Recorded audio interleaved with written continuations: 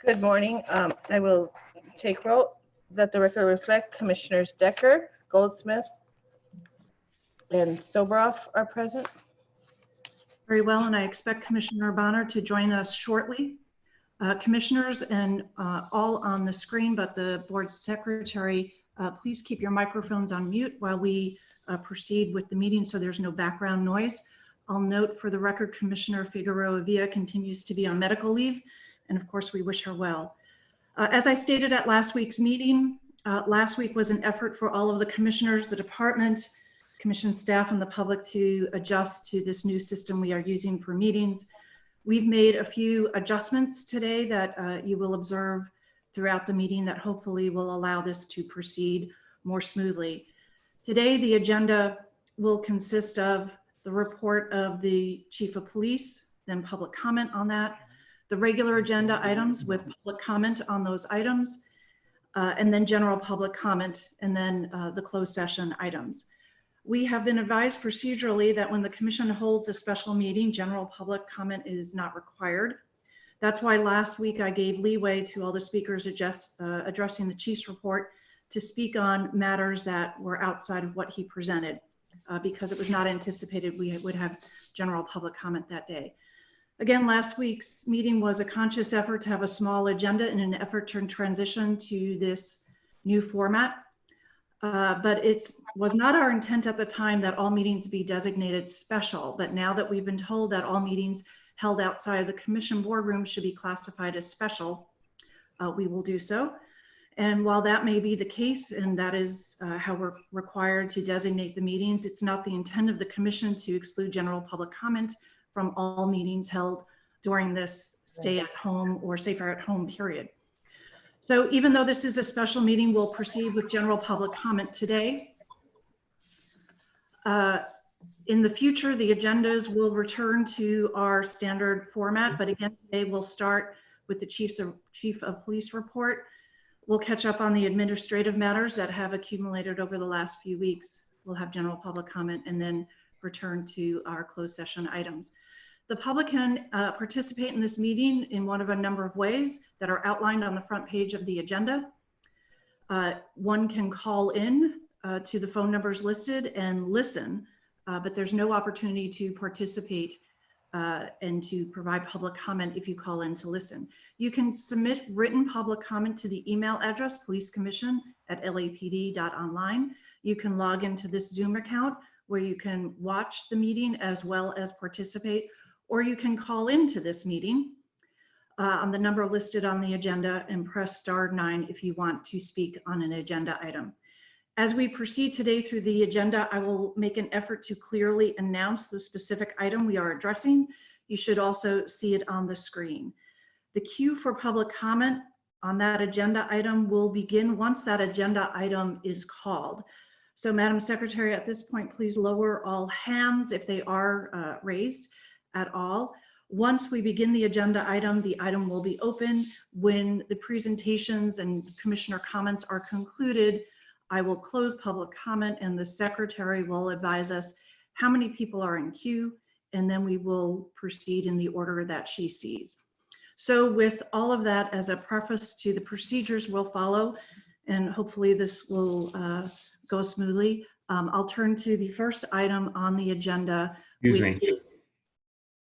Commissioner Decker, I don't know if you could hear me. I was on from the roll call, but apparently the system was updating or something. So well, thank you. Yeah, I just wanted to note that I've been here. And thank you, Commissioner Bonner, and I'm sorry for whatever technical difficulties resulted in that. I knew you were intending to come, and I asked staff to inquire whether you were having a problem, but thank you. And the record should reflect that Commissioner Bonner was here from the beginning. Thank you, sir. Thank you. With that, then why don't we, Madam Secretary, please open up agenda item 1 for those wishing to express their desire to join us on public comment. But let's now turn to the report of the Chief of Police. Chief. Morning, Madam President. Just for a microphone check. We can hear you, sir. Okay, very good. I'm going to report this morning on 5 issues of significance, as well as a incident of an officer-involved shooting. I'll also talk about our crime picture and then, of course, our personnel strengths.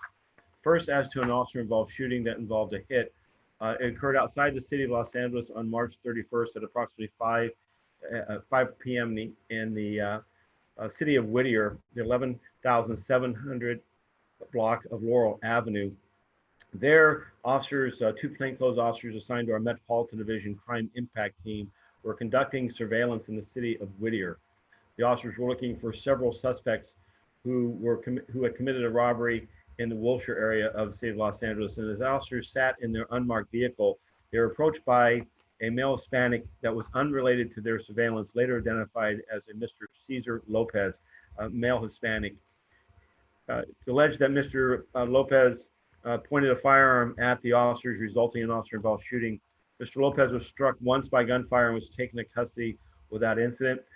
Mr. Lopez's weapon was recovered at the scene to be a loaded .38 caliber pistol.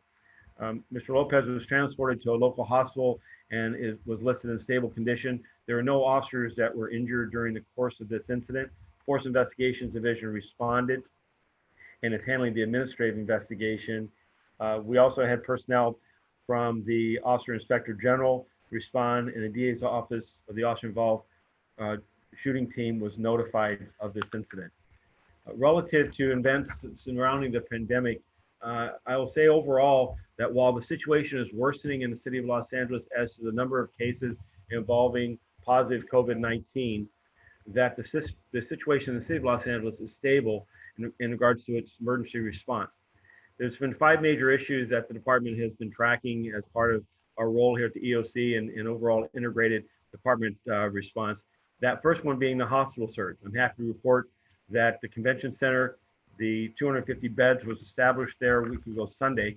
And over this past week and a half, we've developed a team to lead this effort consisting of outside medical staff and leadership. And this is an effort not just of LA Fire and LAPD, but Dr. Lydia Lamb of the KIC Medical Center has officially joined as the Chief Medical Officer. And the city is also in the process of finalizing a professional services agreement for an administrative lead. Additionally, California Fire has been embedded in the center to act as a liaison directly with the Office of OAS, that's the Office of Emergency Services at the state level, for logistics and resource requests. We're also in the process of establishing a global contract for the development of resources for RNs, LVNs, and CNAs. This 250-bed federal medical station is going to allow local stations in the local hospitals in the area to decompress, to send patients that are at this point believed to be non-COVID impacted, but to free up beds for the hospital to deal with this pandemic. The mayor has also requested that we develop and prepare for a second phase of the build out, an additional 250 beds or cots, and this will allow us to expand the capacity of this effort to help the county in their health system deal with the expected doubling of bed space demands to deal with this pandemic. The second major area has been our effort to expand the number of shelters that are available for people experiencing homelessness. At this venue, the department is has officers detailed to each of the now 20 shelter locations around the city, with officers 24 hours a day to provide for safety and security of all involved. As of last night, those 20 centers represent a capacity of 860 beds or cots that are available, of which 686 were occupied. So we're at about an 80% occupancy rate. A number of our shelters are full. Additionally, over this last week, we accepted the final of 525 recreational vehicles, and we'll be deploying those at a number of these rec centers. Currently, there are 26 at the Granada Hills Rec Center and 42 at our Westwood Rec Center. These locations, the criteria is being formalized today with LASA to determine those clients that are sheltering, which will have access to these self-contained recreational vehicles. Lastly, as to our sheltering efforts, the LASA has, working with the county EOC, has acquired more than 400 now hotels and motel rooms that are being made available for people experiencing homelessness, as well as those that are potentially impacted by the COVID-19 virus. We are, as a UHRC, the Unified Homeless Resource Center, are now beginning to monitor the occupancy levels of that hotel motel system to ensure that if there's any impediments, or to ensure the efficiency of getting people who are experiencing homelessness into that shelter space. The next issue is our Safer at Home initiative, the mayor's directive, as a reminder to encourage all Angelenos that it's safer at home, that there are essential businesses and activities that are allowed, that there are also a list, an expansive list of those that are deemed non-essential, and the directive requires those locations to be closed. Over the last week and a half since this has been placed in action, the department has completed more than 700 checks of locations based on community input of people who are potentially out of compliance. I'm happy to say that there's 93% of those have either acquired voluntary compliance, or were found that the public was in error in identifying that the location was a non-essential business. So out of all those checks, we have found 42 applications for complaints though. These are 42 locations, businesses, that upon repeat visits have continued in their operation, their unlawful operation. I'm happy to say that last Friday, Mr. Fuhrer, City Attorney Fuhrer, filed the first of those series of applications for complaint to begin the criminal prosecution and levying of fines for those operations. Over the weekend, we also worked with the City Attorney's Office and the Department of Water and Power to formalize the mayor's directive that authorizes the shutoff of utilities for businesses, non-essential businesses, that have continued in spite of their admonishment and warnings. I suspect that we should have that process formalized this week, and we'll begin to see the first of utilities being shut down by the end of this week. It is our hope that while the vast majority of non-essential businesses have honored this directive, that this utilities provision, as well as a complaint for application, will nudge or encourage the final compliance of the other non-essential businesses. As to testing, the testing sites continue now with 12 sites in the county, 7 of them in the city of Los Angeles, with more than 21,000 people that have been tested. This has allowed the city to better understand the pervasiveness of this virus, those impacted by it, and to ensure also prompt medical care for them. Those locations, as a reminder, are also staffed 24 hours a day by police personnel to ensure the safety and security of everyone involved. My last issue, before I get into crime, is really our first issue as chief, and the most critical aspect as I lead this department, and that is the wellness of our employees. Over the course of this pandemic, our employees are on the front lines, are in interactions with the public, and are exposed to the potential of being impacted by this virus. As of this morning, we have had a total of 47 of our employees that have tested positive for the coronavirus. 37 of those personnel are sworn, 11 are civilian. We have tested 391 of our personnel, with 245 of those tests fortunately coming back as negative. We do have 99 tests that are pending, and we have an additional 16 personnel that are being tested today. Everyone involved in this process, those that have been tested, are all symptomatic of flu-like symptoms, and so determining whether or not they're impacted by this virus, of course, has broad ramifications, not just for their isolation and eventual return to work, but potential impact on their family as well as their co-workers here at work. To date, as of this morning, we have 209 of our personnel that are quarantined or are isolated. That is a bright spot, as that's down 24 personnel from yesterday. The quarantine or isolated are individuals that are symptomatic, that have had close contact with others who have tested positive, or also those that are high at risk, whether it be by age or their immune system is compromised, or other complications such as those experiencing and going through cancer treatment. The efforts of improving our employee health and maintaining them and protecting them with personal protective equipment, extensive cleaning of our work sites, as well as ensuring that our work practices are proactive in providing them the best opportunity of avoiding this virus, is something that we work on each day. We'll move over to crime here. As I reported yesterday, the mayor invited myself and Chief Terrazas to his daily 5 o'clock press conference to talk about issues within our respective organizations. And for me, I was asked to speak about crime, and so I'll basically repeat much of what I said yesterday, which is overall, crime in the city of Los Angeles is down. And if there's one aspect of this virus that has had a positive impact on Los Angeles, it has been the crime rate and also traffic safety overall. This past week, we saw a 37% reduction in Part 1 crime compared to the same week last year. And for the month of March into the first week of April, we saw a 23% reduction in Part 1 crime compared to the same period last year. So these reductions are in all categories with the exception of an oddity in motor vehicle thefts. And in motor vehicle thefts, we've seen a slight increase. I believe there's about 40 additional motor vehicle thefts this year versus last.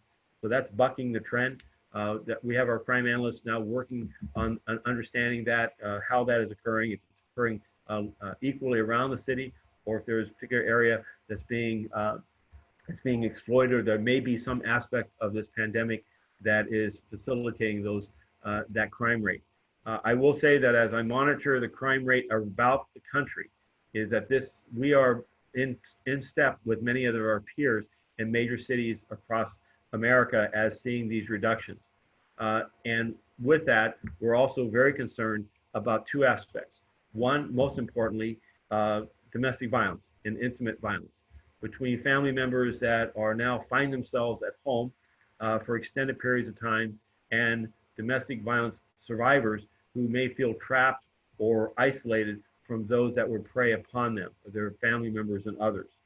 While we see the overall number of intimate violence between both aggravated assaults and simple assaults are down 12%, we've seen a slight increase in the calls for service involving domestic violence since about the 20th of March.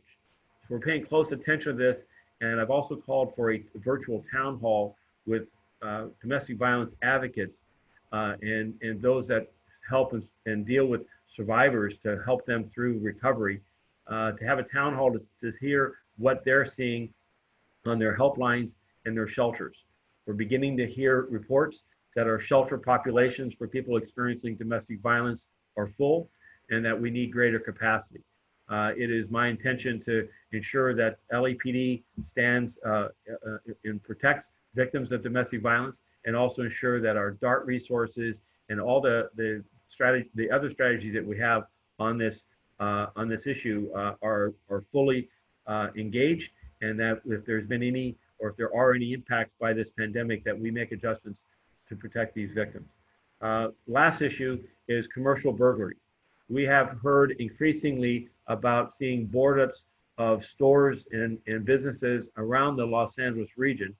Our initial look and review of those appear to be non-essential businesses that are expecting the extended closing, if you will, for some time, and are placing some board-ups as a means of protection. We will continue to monitor those locations and ensure extra patrol. And we're watching our commercial burglaries carefully to see if the instances of those businesses which are not opening are falling victim to offenders that would want to prey on them. And my conversation last Friday with Todd Chamberlain, the chief of the LA Unified School District, we spoke of this very subject, in that schools are now largely vacant, and whether or not he was seeing an increase in commercial burglaries of his school sites. And unfortunately, I'm happy to say that he was not seeing that. They have added extra patrols, and I will look to our work in operations to continue to focus on where crime occurs across the city in light of this pandemic, and if there are adjustments in the criminal element trying to shift or move towards what they feel are more vulnerable populations, that we will adjust our deployments accordingly. Relative to traffic collisions, we have seen a 9% reduction in overall traffic collisions in the city of Los Angeles.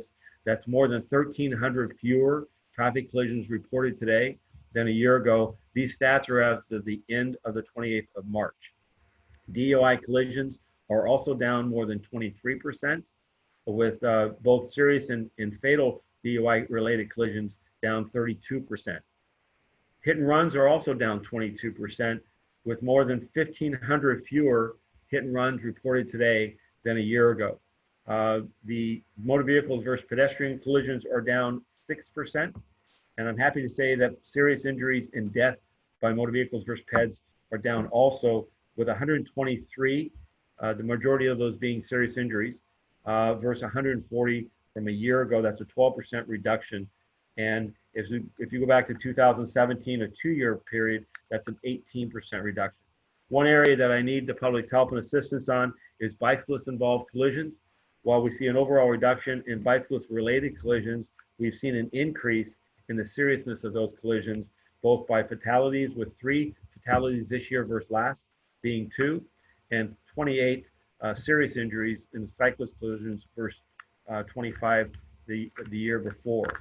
So cycling, as we see more people out on bikes, more pedestrians, we ask the public to slow down. There's an article in today's LA Times, really fed off my remarks last week before this commission. And since this we met, we have seen and directed motor officers to increase their enforcement on those street segments that are seeing the highest increases in speed, to increase their efforts of deterring motorists from that bad habit, if you will, of increasing their speed in the absence of congestion.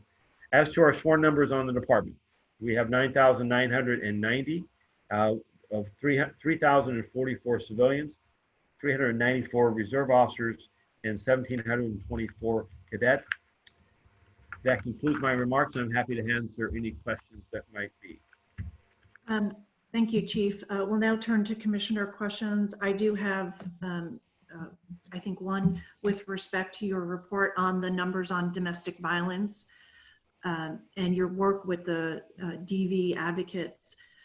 You may not be able to answer this question until you have the town hall, but are you aware of staffing challenges, volunteer challenges that they're having? You talked about the shelters perhaps being at capacity, but I'm wondering if they're also having challenges in staffing what would be their normal operations. So that's one of the areas in which I wish to explore. The mayor's office has a liaison with many of the advocates as well. And my report relative to shelter space and capacity is from that representative. So I don't have the answers right now. It's an area I want to dig into. We are seeing, again, one of the benefits we have here in Los Angeles is that we get to watch the world experience as this pandemic develops across the globe. And I saw just yesterday an article in the New York Times relative to the experience in Europe. And we have yet to see it manifest itself in the United States, but we're leaning forward on this. So I'll have more for this commission by next Tuesday. Very good. And then, Chief, with respect to the staffing numbers of sworn, I know that there were anticipated some upcoming classes for cadets. Do you anticipate those classes being postponed, or are they moving forward as planned? Our effort in this fiscal year is to continue to hire a class every 4 weeks, and our efforts to build to our staffing level of 10,104. Right now, we're just over 100 officers short of that. There's about 250 officers in the academy. I intend to start a class this coming Monday, I believe, is our next academy class. It has been compromised as to its size because of our recruitment ability, or our recruitment aspects are being compromised in the sense of testing and having personnel department being able to work through the applicant pool. I've asked and tasked Chief Kamala and our recruitment division to see what can be done to augment and support that. I will say I have a number of my personnel and recruitment and employment division that have been impacted by the coronavirus and have been quarantined. So we will, though my intention is to continue to work aggressively. Now, as to next year, fiscal year starting in July, I'm very concerned given the impact on the city's budget, the severe impact that this pandemic has had on the city's ability to raise revenue and have sufficient revenues for the various cost centers, including this department, about what our hiring plan will be. It is my hope for us to maintain the staffing levels of this department in sworn and civilian as a primary area of focus while in our efforts to serve the public.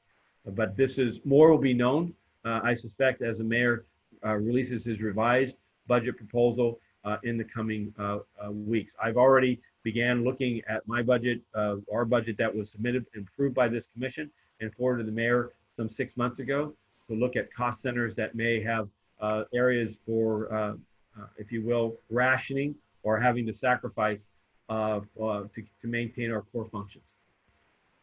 Thank you. Commissioners, Commissioner Goldsmith, did you have a question? Thank you. Yes. Thank you, Chief, for that report. I was struck by your comment that you are staffing these 20 shelters so thoroughly and 24 hours a day, 7 days a week. I'm curious why that's happening. I worry both about just meeting other law enforcement related needs rather than deploying officers to shelters, and also worry that that such a strong presence of police may discourage people from going inside to shelters. And so curious what the reason is for that and what you're seeing there. So to date, our most desired path would be to have security officers there that are either contract or regular full-time employees. There's a lack of such officers on the payroll, if you will, so it is contract basis. The staff that's staffing these locations have been highly complimentary of our officers' presence and has given them reassurance of both their safety as well as those that are there sheltering. And just yesterday, I heard very positive remarks from a number of individuals that spoke about what the officers' presence have also given them a sense of assurance that they're safe, that this is a location that they can come in from the cold, from the outside, and that they can sleep and have their basic needs met safely and securely. So overall, it has been been very complimentary. We're now tracking any crimes related to these locations. We've had a total of 4 crimes at all of the now 20 locations. 2 of them involved a theft, and there's a battery and a sexual assault on another one that occurred off-site. But I think overall that the deployment of police officers there is well-founded in the sense that we will keep and maintain the safety not only of that center, but also assurances to the surrounding public that the neighborhoods are safe, the communities are safe. And then lastly, we're monitoring where officers stay on the outside of these locations. They're not policing the inside. We rely upon the shelter manager to identify any problematic behavior or any matters of discipline. And our officers are there as a last resort. For the most part, though, the vast majority of the people who are coming to these shelters are grateful for the opportunity. We're filling them to capacity quickly, as you can see here. We added 4 more last night, and we're already on the overall capacity exceeding 80%. So we're not seeing, I think, a deterrence by those officers. I think those officers are giving an assurance that the locations are safe. And then lastly, by our mobilizing officers from various parts of non-essential or less essential functions in the organization, we've been able to maintain our field staffing where our emergency calls and routine and urgent calls are being met in a timely manner, and our officers are having sufficient time to police the neighborhoods. And so I think all in all, it's a good balance. Anything else, Commissioner? Yeah, I appreciate that. Thank you, Chief. And I would just say to members of the public, if there are concerns that are found by individuals who are accessing shelter, that's something that the department should know, the police commission should know, so just make sure that those reports are brought forward to us and we can deal with that issue. But I'm glad to hear that so far there's positive feedback, and also glad to hear that you're on the outside of the facility. That is an important distinction. Thank you. Commissioner Soboroff, I think you had a question.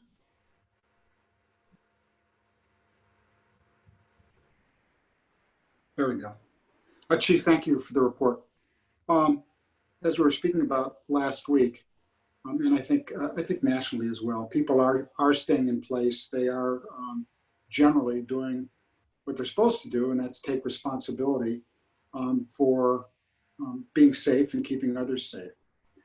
What are members of the public in any of our neighborhoods or council districts to do when there's a party next door, when a bunch of kids get together, when a bunch of adults get together on a street corner?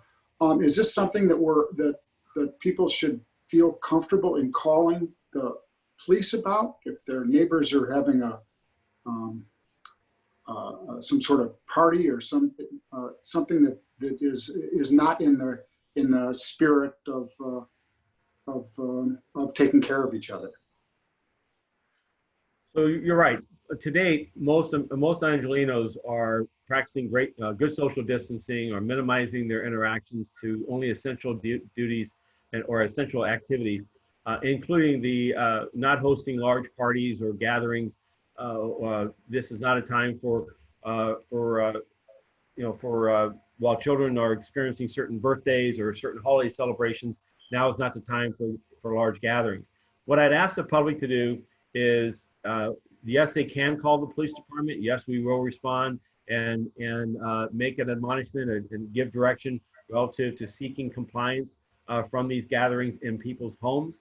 However, what I would prefer is that neighbors work with neighbors, is that a community be a community and not rely upon the police department in order to be the enforcer of this.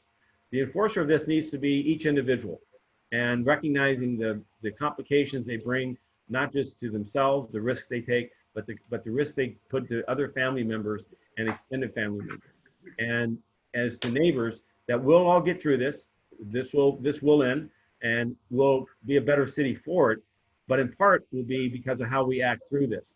And acting through this means, again, outreach to our neighbors, encouraging people to exercise good discipline, restraint. This is a time in which to avoid these large gatherings. And again, if people feel like they don't have a recourse or that the reaction by their neighbor may be less than civil, then they can call us, and we have and will respond. But our admonishment and direction will be just that. I do not intend at this point, given the direction by the public health director, to take enforcement action relative to a home that is having some type of family celebration.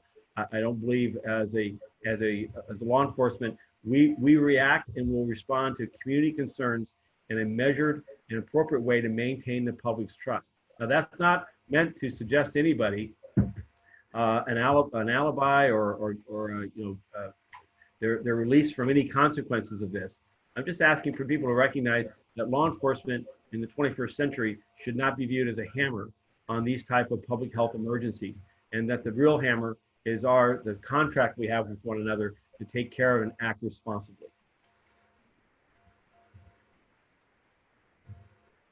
Thank you.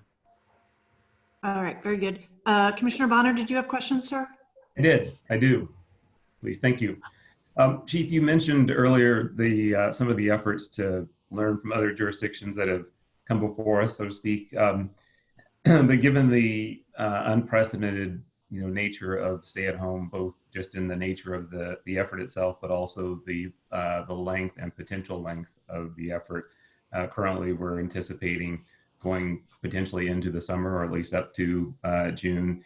And then I think the conventional wisdom is that we won't expect that you simply push play and everybody goes back to where they were. So we may be in different forms of stay at home for some period of time. And at the same time, we have a number of other social conditions, whether it's people who need mental health or drug treatment, access to drug treatment assistance and things of that nature. There's other impacts that that are brewing probably as we speak, but are likely to be getting worse as time goes on. Question is there any conversation underway, whether it's within the department or this is more likely citywide or at the county level, among social scientists or others, trying to anticipate what is the likely social impact of having large numbers of people relegated to confined spaces for a protracted period of time, and how we might manage that. So is there any discussion underway just to look down the road, or is the idea that we'll simply see what happens and react to what happens? I think it's certainly not the latter. I believe that, and I'm proud of the work of this region, particularly Mayor Garcetti and as a city. When you look at what we've done with the hospital surge, the sheltering, the safer at home, the testing, those are all representative of a city, the second largest in the country, that's leaning into this and trying to understand and develop strategies that is based in part on what we see in other regions of the country and the world that has worked, those things that haven't worked, and also to take on, if you will, outside our lane responsibilities of advocacy and seeking support and guidance of how do we help shepherd all of us through this. The very issue of domestic violence is a reaction that the numbers, if you will, right now are not suggesting a 50% increase in issues of domestic violence, but yet I've heard that referenced in other parts of the world, and I've seen enough, a little bit of a turmoil and certain intuitiveness that says, let's dig into that more, because while the seeds of that maybe not have broken the surface and we haven't seen this flower, we think it's germinating. And I think it's whether it's those type of matters of how do we ensure people who are survivors of domestic violence that what are the confines and the restrictions of the system and how do we make adjustments to support them. But I believe also the safer at home, essential and non-essential details also anticipated this when you saw gang interventionists that were seen as an essential function. And you saw social activities, social programming activity that was identified and called out as an essential function. We recognize that drug treatment and mental health treatment and support needs to occur in this period of time as much as groceries and our fuel, that these are essential functions. So I think that as an organization, as a city, as a region, we don't have all the answers.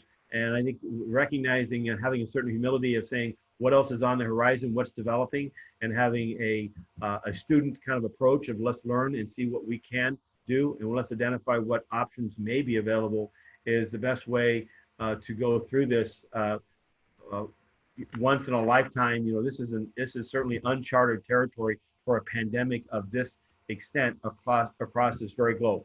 But we have no crystal ball. Whether this is the matters of the impact on social programming, on issues of crime, on issues of even our own very economy and the very segments of our economy, and how they will go through and survive this, and what that survival looks like in the next 3-6 months, a year. Those are, all of us are, I think, are interested in that. And as a chief, what I'm hoping to do is continue to give our people confidence that we will work and take on these tasks, that we have many resources before us, and we need to keep clear-eyed about it, but not be overwhelmed, not be intimidated by the enormity of this. And I'm proud of the work we're doing, and I think that we'll make mistakes.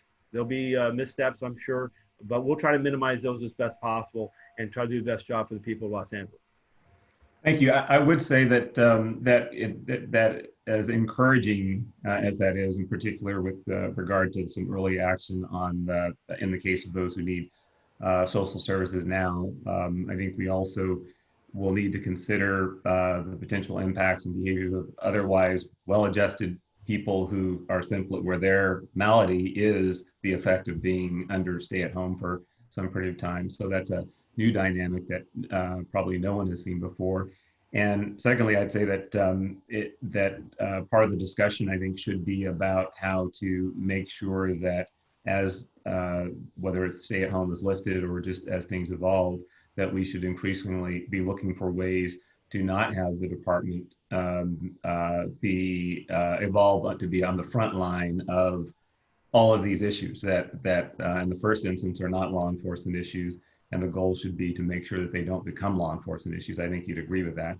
But that's what I would encourage us to do, is to, because what I also see and perceive a little bit through some of the conversation is because of whether it's other agencies not equipped to have a standing workforce of people who can be deployed, whatever the reason, there seems to be the risk that the department will be deployed in ways to do things that it's really not set up to do, and probably in an ideal world we wouldn't want to have you doing. So I just encourage us to be part of that discussion, but with the goal of minimizing the need for law enforcement response.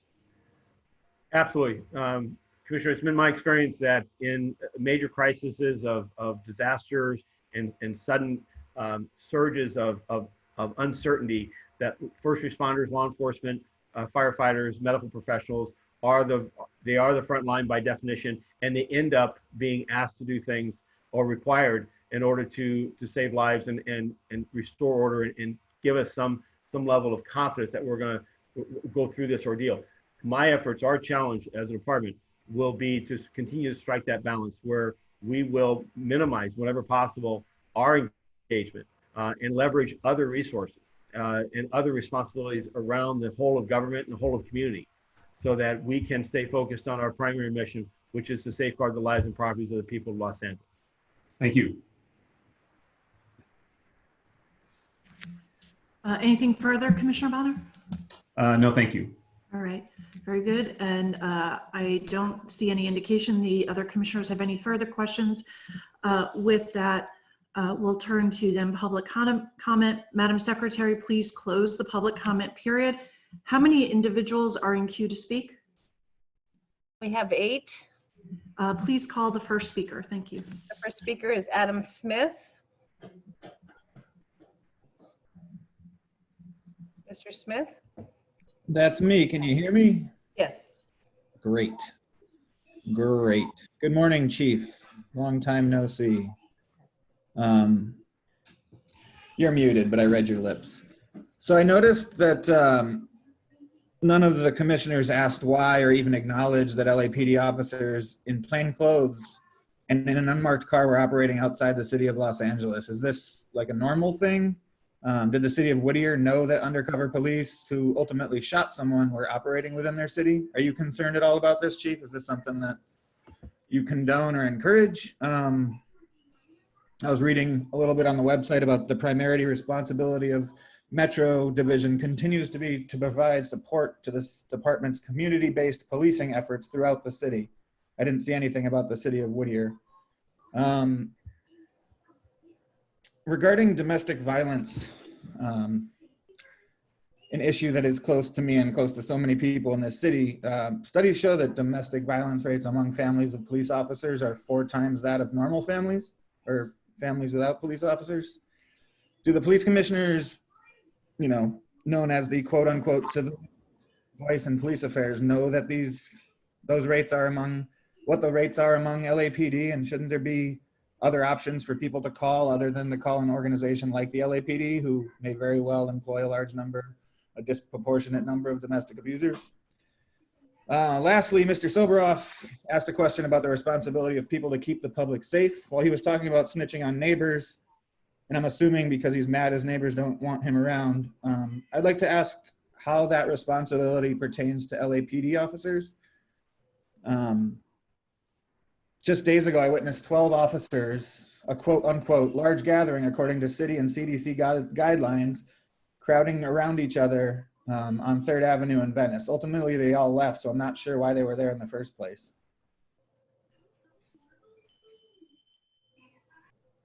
Thank you. You're welcome. Next speaker, please. The next speaker is Paula Miner. Ms. Miner? Can you hear me? Yes, I can. Thank you. Yes. Chief Moore, we have been seeing a lot of photographs either through the media, Facebook, whatever, of your officers not abiding by the orders that the health department, the mayor, the governor, et cetera, have given. And that's the social distancing, being 6 feet apart and not wearing masks. And this is really, really disturbing, especially because our police officers interact with individuals, especially in the homeless community and in our Black community. And even though they say they may be asymptomatic, could be spreading this among our communities. I think that officers need to have on masks, need to practice the same kinds of safety procedures that the public is expected to practice. And then secondly, April 10th, this Friday, is the 2nd anniversary of the murder of Grishario Mack. We still continue to call for the firing and charges to be made against those officers who murdered Grishario Mack in the Crenshaw Mall on April 10th, 2018. And we will continue to call for it. And I ask the public just to say his name as we watch this particular police commission meeting. Thank you. Thank you. The next speaker is Tabitha Jones Jolivet. Miss Jolivet. Good morning. Can you hear me? Yes, I can. Thank you. I just want to, in following Paula Miner, continue to demand that you, Chief Moore, fire the officers who murdered Grishario Mack. You know their names, Ryan Lee and Martin Robles, and yet you refused now for 2 years to fire them and to ensure that they're charged. So I want to continue to uplift that and to demand that you take the cue of the police commission who recommended that these officers be fired because they were out of policy. I also want to just add along the lines of whether we're talking about intimate partner violence or members of our community who are experiencing homelessness, that a militarized police force should have no role, absolutely no role in coordinating support or resources or care. You cannot be trained to do those things. Your presence is in fact traumatizing for vulnerable communities as it is. So the police commission should be saying explicitly, let's not just avoid mission creep, but let's keep the police out of any care or protection of vulnerable communities. Thank you. The next speaker is T.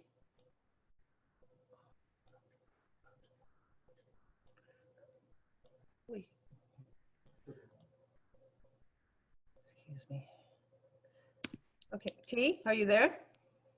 Next Hello? speaker. Yes. Hello? Yes, I can hear you now.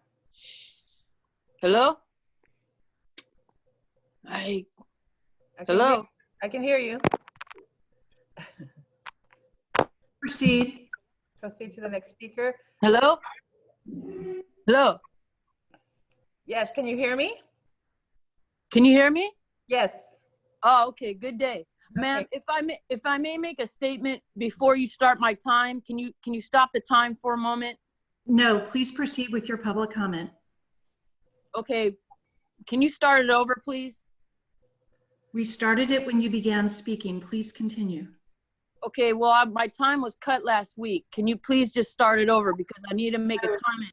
You're now using your time. Please use your time as you see fit. You now have 1:35. Okay, well, first I'd like to start by uplifting Grishario Mack's name, who was murdered 2 years ago on April 10th in the Baldwin Hills Crenshaw Mall. We're calling for the firing of officers Ryan Lee and Martin Robles, and also for the other 600 people that the LAPD and the LA Sheriff's Department have killed in the county of Los Angeles. We're calling for the firing and prosecution of these officers. Secondly, I would like to address David Lacey, Jackie Lacey's husband, who pulled a loaded gun and threatened to shoot Dr. Melina Abdullah, allies, and other Black Lives members on March of 2020. Thirdly, I'd like to talk about the schools that are passing out food and the shelters. We do not need police and at the shelters and the schools where people are needing help and food. The LAPD is notorious for harassing people. In fact, when they were out there supposed to be counting people, they were harassing people and doing sweeps while they were supposed to be counting people and continuing through this epidemic. Also, I want to mention that the PPE that the LAPD has that they should also be wearing should also go to the medical fields. The big budget that y'all have should be donating that to the healthcare and medical professionals. I have a lot more to say, but you're cutting my time. Thank you. The next speaker, Melina Abdullah. Ms. Abdullah? I'm here. Can you hear me? Yes, I can. Thank you. Go ahead. So I wanted to just remind you that as we talk about Metro Division shooting someone else outside of the city of Los Angeles, that Black Lives Matter continues, along with Push LA and a lot of coalition partners, to demand the disbanding of the Metro Division that continues to be one of the most corrupt units within one of the most corrupt police departments in the country. I want to note that the police chief has spoke on 5 items, quote, "before I get into crime. Your only job should be addressing crime." And so for you to be talking about houselessness and testing and essential businesses and beds around the COVID-19 crisis means that you are doing something other than your job, something that, as Commissioner Bonner noted, maybe you are not equipped to do. I want to know how much of a budget increase you have requested or you are receiving as a result of this mission creep. And I want to implore the police commission to demand that LAPD just do what it was created to do. Of course, we think that they shouldn't be doing that. Since you talked about COVID-19 though, I want to ask, what is the racial breakdown of those contracting and dying from COVID-19? And then finally, I want to, well, second to finally, note that this idea of snitching on your neighbors is hella problematic, Commissioner Soboroff, and so you need to stop talking like that. And finally, I want to echo my comrades that we want Ryan Lee and Martin Robles fired for the murder of Grishario Mack, and we're demanding that Jackie Lacey also prosecute them. Thank you. The next speaker, Zach Sherwin. Mr. Sherwin? Yep, I'm here. Can you hear me? Yes, I can. Thank you. Okay. So I've seen officers all week long as I've driven around town, standing with each other and not observing the 6-foot guideline for social distancing. And I've taken pictures when I can. I've definitely seen tons of officers riding around in police vehicles together, which, you know, definitionally isn't a 6-foot distance between them. And, you know, I'm just stricken by what is happening when these officers are interacting with people who are out there in the community. So I want to underscore that point as well. I also just want to say that I think that this makes Commissioner Soboroff's question about calling the police when kids and adults aren't taking responsibility for their actions all the more laughable. What a conspicuous moment in this meeting, and what an embarrassment for this commission to have something like that said as part of this for the public to hear. You know, it wasn't the most, I just wanted to briefly say that the chief calling out these reductions in all these areas of crime, you know, it is good that there's less crime happening, but the reason that there's so much less of everything is because people are staying home and activity is minimized. And at a couple points I sensed kind of a self-congratulatory tone in the chief's voice as, you know, this accomplishment was trumpeted. And I just want to be clear that there's a reason for that, and some acknowledgement of that would be good. Chief, I didn't find your response to Commissioner Goldsmith's question about the 24-hour presence of officers in homeless shelters particularly convincing. I think it could basically be summarized as, well, actually, we've heard that people like it. Presumably the feedback that you're getting is a little bit biased in a direction that's favorable towards you, and I wonder about the other voices that are out there, and I wasn't particularly persuaded by that answer. Finally, I want to join the chorus of voices to fire Ryan Lee and Martin Robles. That is the true embarrassment for this commission, not Steve Soboroff's grouchiness. Thank you. The next speaker, Akili, G. Akili. Mr. Akili? Mr. Akili?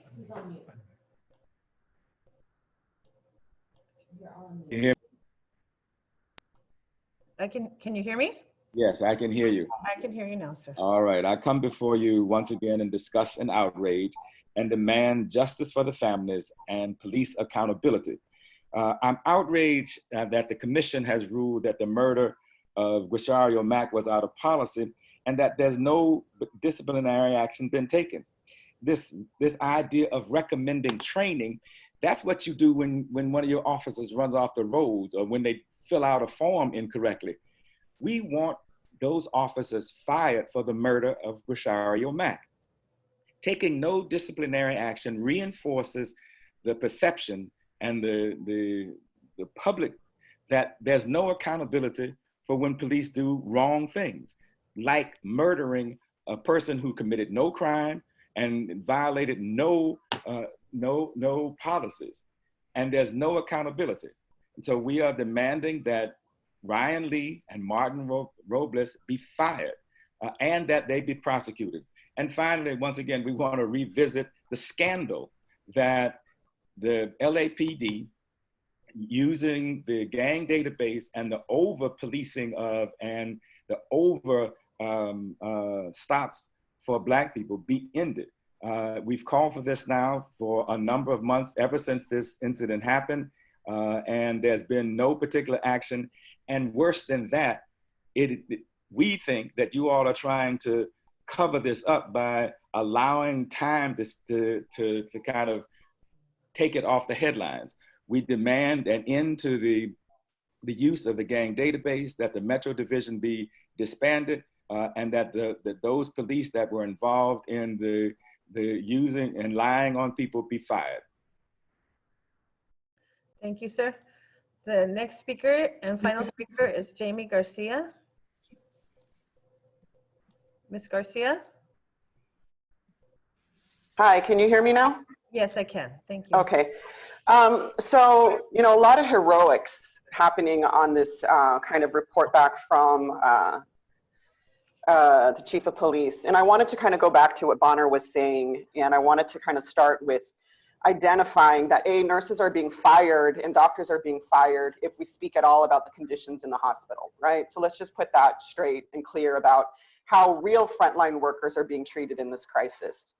So if you want to know what the big kind of overall, you know, arching, like what are we going to do after the fact, I would suggest reading New England Journal of Medicine's article about the 10-week fight on the virus.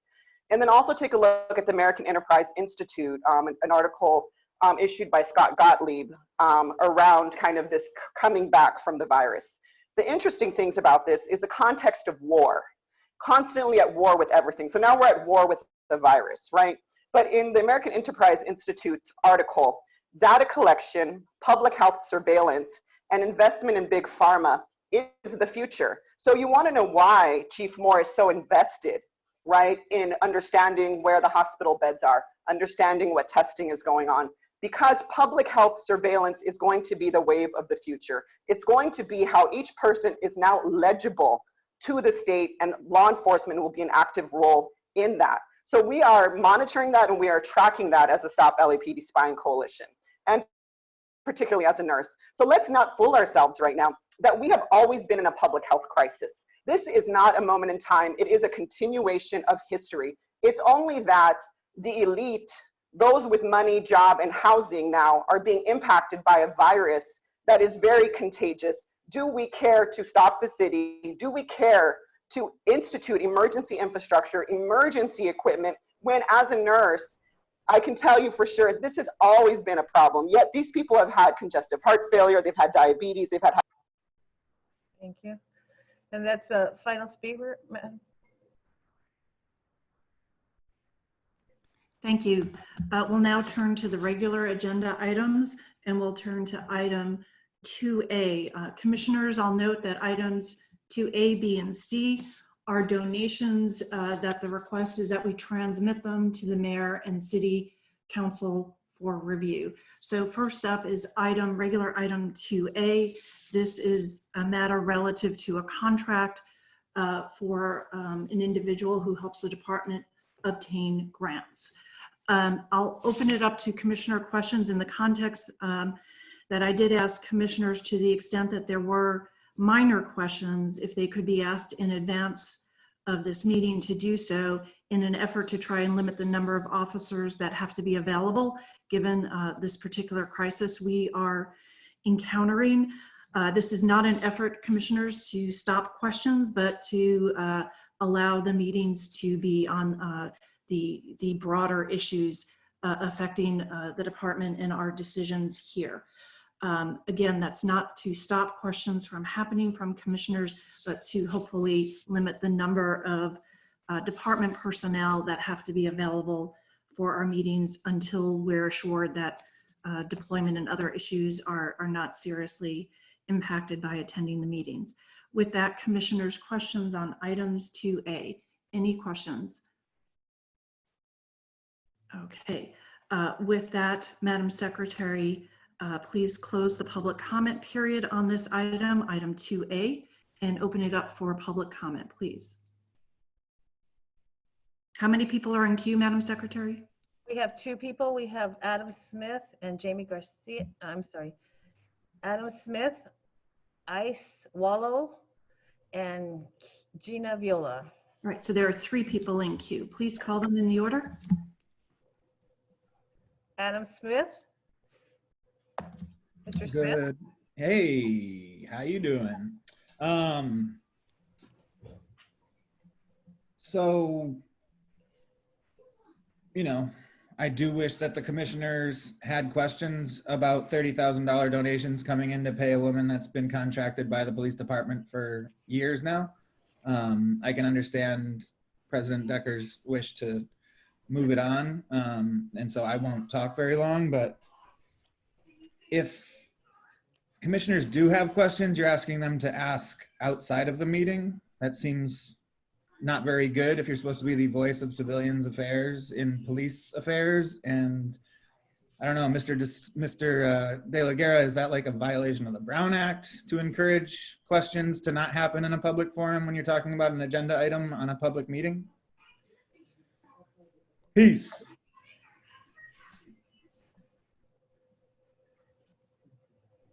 Next speaker, please. The next speaker is Gina Viola. I'm back. Mr. Smith, should you violate the protocols we've implemented, you'll be excluded from the meeting. That's your warning, sir. Who's our next speaker? Gina Viola, Miss Viola. Hi, I actually intended to make public comment, so my comments will not be to this item. Okay, thank you, ma'am. We'll put you on, please, if you wouldn't mind raising your digital hand at the public comment period. Thank you. Do we have another speaker? We have no other speaker, Madam President. All right, thank you. I will move the agenda item, which is to receive the department's report and transmit to the mayor and city council for acceptance. Is there a second from any commissioner? Mr. Soboroff raised his hand as a second. I'd like to please be sure all that we can vote verbally so that there's a record. Aye. Aye. And Commissioner Bonner? Aye. Aye, and I vote aye as well. To item 2A passes. We'll move on then to item 2B, which again is a matter that will be going to the city council and the mayor. And this is also a donation. And this is for popsicles and portable coolers. And as the underlying documents indicate, for children, presumably when this health emergency is over. I assume that's correct, Chief. Is that correct? I saw him shake his head. Yes? Yes, it is. I'm sorry. My apologies. Okay. Thank you. Are there questions from commissioners?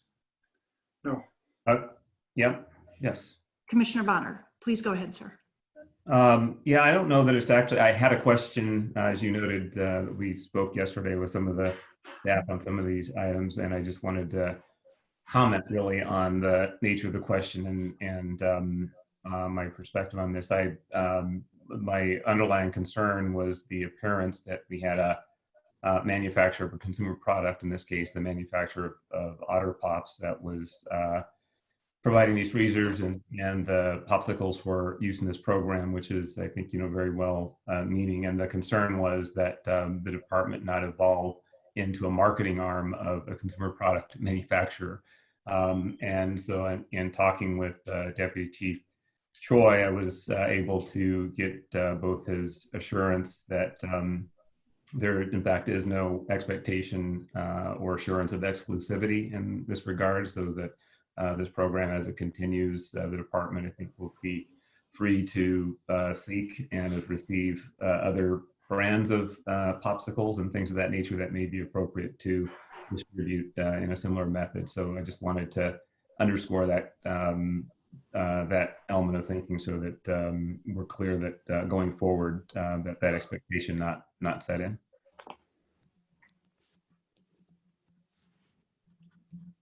Chief? So Commissioner, absolutely. The generosity of various vendors on various products, we absolutely do not endorse or establish exclusive relationships for the very reasons you said. So this is the generosity of this will allow us to, as our officers go out and engage various community members, have it's a good generous gesture of support and engagement with them. It allows cops and kids to talk, but that vehicle can be of any of other vendors as well. Thank you. Thank you. Other questions? And I should add for clarification that my request to fellow commissioners is something we do all the time. Sometimes with respect to more minor questions we have on matters, we ask them in advance. All the big issue questions should still come before this commission. My concern is only knowing in advance which officers need to be present. If they do not have to be present, then we can release them. However, this is not an effort to inhibit questions by commissioners. And thank you very much, Commissioner Bonner, for sharing your follow-up and your question and your comment on that matter. With that, are there other questions from commissioners? I don't see any indication that there are. Madam Secretary, please close the public comment period. And how many individuals are in queue? We have 4 individuals. The Four first individuals. Please proceed. The first one is Adam Smith. Mr. Smith? Mr. Smith, are you there? I am. Thank you. I just want to say I appreciate that apparently, like me, Mr. Bonner is a connoisseur of frozen treats and doesn't adhere to one brand or another. I also want to question, the things that I like to question during these agenda items about donations are the lack of questions. So it's for $50,000. Are those, I'm assuming that's not $50,000 worth of Otter Pops. If it is, maybe that should be in the description. Assuming that it's not, assuming that it might be going to pay officers to give Otter Pops to children, what does that look like? And what's the oversight there? And how much of this $50,000 is going to pay for officers? And which officers are you all entrusting to approach children with Otter Pops? And if this isn't paying the salaries of the Otter Pop proprietors, are we paying out of the general fund? Is this like a regular salary thing that officers are being paid to approach children with frozen treats? And yeah, I'm trying to adhere to the rules. Ms. Decker, by the way, you unmuted me and I just happened to be singing an Eminem song in my living room, so that's not really my fault. I'm done. Madam President, if I might just respond, this donation is for product and storage only. There is no salaries or any involvement by the donor for the purposes of the distribution. And the officers are in typical engagements as in youth programs and other community settings is where this would be a resource. Thank you. Next speaker, please. Madam Secretary. The next speaker, Melina Abdullah. Can you hear me? Yes, I can. Thank you. Okay, so I am a mother of 3 children. And as a mother, as a responsible mother of 3 children, I teach my kids not to take candy from strangers. I guess now I'm going to have to start teaching them not to take popsicles from police. I don't know what reasoning you could have to be wandering around the streets and see this as your job to be giving popsicles to kids. Have their parents approved them having popsicles? Maybe they shouldn't have popsicles. Maybe they're not supposed to have sugar. But more importantly than that, I think that this whole idea of using popsicles to entice kids to, quote, talk to police is hugely problematic, especially in Black, brown, and poor communities, where we also know that you target those same kids for arrest, for criminalization, and now, according to Soboroff, you're targeting these kids to be snitches in their own neighborhoods. Police talk often about needing to build trust. This is not the way you do it. The way that you do it is by not shooting our people, by not putting our kids on databases, by not over-policing Black folks and targeting us for criminalization and searches. We don't need you roaming our neighborhoods with otter pops and push carts. We can do that. There are jobs for community, and there are things that police want to do. This is not one of the things that LAPD should be doing. And we know that you're still going to accept the donation, but at least we hope that our opposition will be noted. Thank you. The next speaker, Zach Sherwin. Mr. Sherwin? Can you hear me? Yes. Go ahead.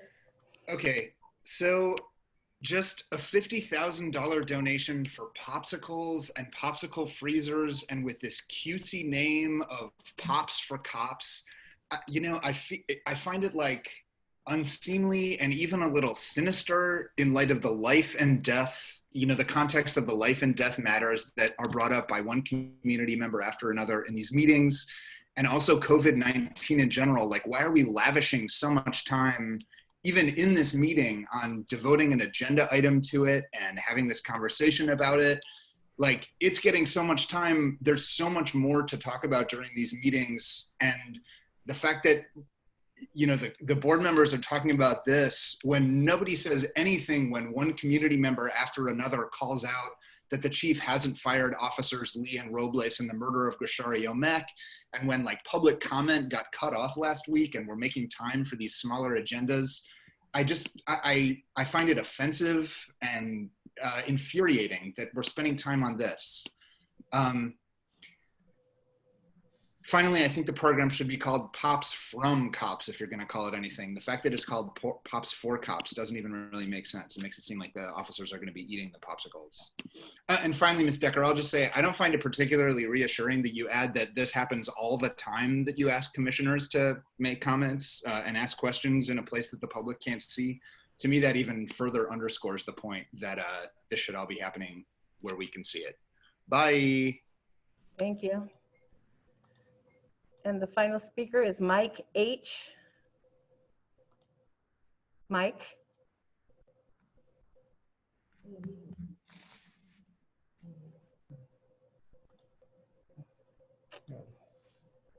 All right, it appears that ends public comment, that speaker was no longer online. That said, just for clarification, I don't ask commissioners all the time to ask questions outside. Commissioners naturally ask questions all the time. That is part of our job. That said, the requested board action is to receive the department's report and transmit to the mayor and city council for acceptance. I'll move that motion forward. If all commissioners could take themselves off mute so I could get a second and then we can vote. Please take yourselves off mute. So that the secretary does not have to do that. Thank you. So I've moved the matter forward, item 2B. Is there a second? Aye. There's been a second. All in favor, and I'll do a roll call. Commissioner Goldsmith? Aye. Commissioner Bonner? Aye. Commissioner Soboroff? Aye. And Commissioner Decker is an aye as well. It passes 4-0.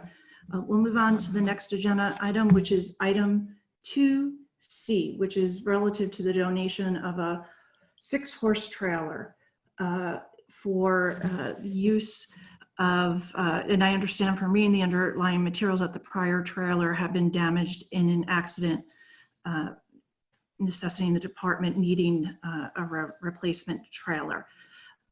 Members of the commission, are there questions that you'd like to ask the chief of police regarding this horse trailer? No. No, I see no commissioners have questions. In that case, we will close public comment. Madam Secretary, are there individuals in queue for public comment on item 2C? Yes, we have two speakers. We have Adam Smith and T. The first speaker, Mr. Smith. Mr. Smith, are you there? Yes, thank you. So if there was an accident involving a horse trailer, and I'm assuming that you all consider the horses members of the department, and I don't mean that facetiously, like I can imagine the way that you picture canines as members of the community. If there was a horse trailer accident, shouldn't that have been reported in a previous chief's report? It seems like that didn't happen, or it would have, or it would be in this agenda item. Anyway, just a thought. You can smugly smile at me, sir. I'm doing the same to you. The mounted platoon, according to the agenda item, the mounted platoon is deployed frequently in crowd management situations where large, peaceful groups have gathered for festivals and parades. Pretty much any Wednesday afternoon, and probably many other afternoons during the week, you can walk down by the corner of San Pedro and Main, or San Pedro and First, and see all of these trailers lined up and the Metro mounted platoon walking around Skid Row, up and down San Pedro and First and Second and Third. And so if they're deployed frequently in crowd management situations where large peaceful groups have gathered for festivals and parades, why are they regularly deployed in and around Skid Row, where we know that folks are living very precariously, in tents on the street? Why are, mounted, armed cowboy dudes walking around and looking down on our most vulnerable population when, according to your own language here, they're deployed frequently in crowd management situations where large, peaceful groups have gathered for festivals and parades? Which festivals and parades are going on? Thank you, sir. The next speaker, T. Hello? T, yes, you can go ahead. Yes. Okay, so I had my hand raised for the previous agenda item and I didn't get called. So I would first like to echo everything everyone said, all the speakers, and I can't understand. Public comment closed on that item. If you wish to address the horse trailer item 2C, you're free to do so. Okay, well, I would just say I think that the resources could be betterly used in other areas, especially at a time like this. I don't think a horse trailer is necessary right now, or a necessary item. I think that PPE is a necessary item right now in testing. Maybe you all could spend that money for testing in jails and letting folks out that don't need to be there, and testing your guards that could possibly be going in there infecting people, and testing people in general. I'm also going to say that the resources and the money that you're getting allocated can be better used for the medical field and other fields at this time. Thank you. Thank you. We have no other speakers. Thank you. The requested board action on item 2C is to receive the department's report and transmit to the mayor and city council for acceptance. Again, commissioners, I ask you to take yourselves off mute so that we can have a roll call vote on this. I will move the agenda item forward. Is there a second, please? Second. Then let's do a roll call. Commissioner Goldsmith? Aye. Commissioner Bonner? Aye. Commissioner Soboroff? Aye. And Commissioner Decker is an aye as well. The item passes 4-0. We'll now move on to agenda items 2D. I note items 2D and 2E are a series of smaller donations that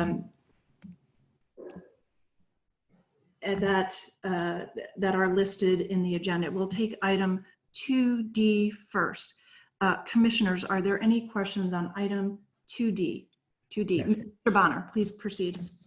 Thank you. I had a question for the chief. If you could clarify a couple of points. When I read this report, there was reference that this is on the first item, the Northwestern University research, and there was an indication that these students would be doing some research and analysis on crime trends in the city. And so the first concern was how, if at all, this related to any of the other data-informed policing efforts that are underway.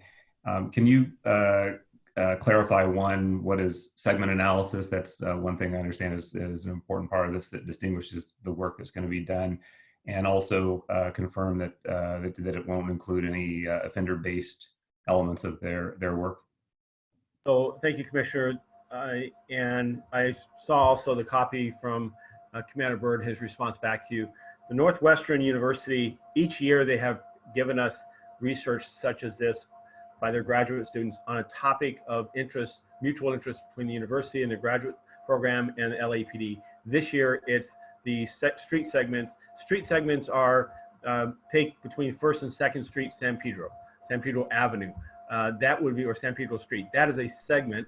And what this is looking at is, rather than looking at exact addresses, is what are the density or concentration of crime along those segments, and how have those segments changed or increased or decreased over time in light of broader crime reductions or the experience of crime in the city of Los Angeles.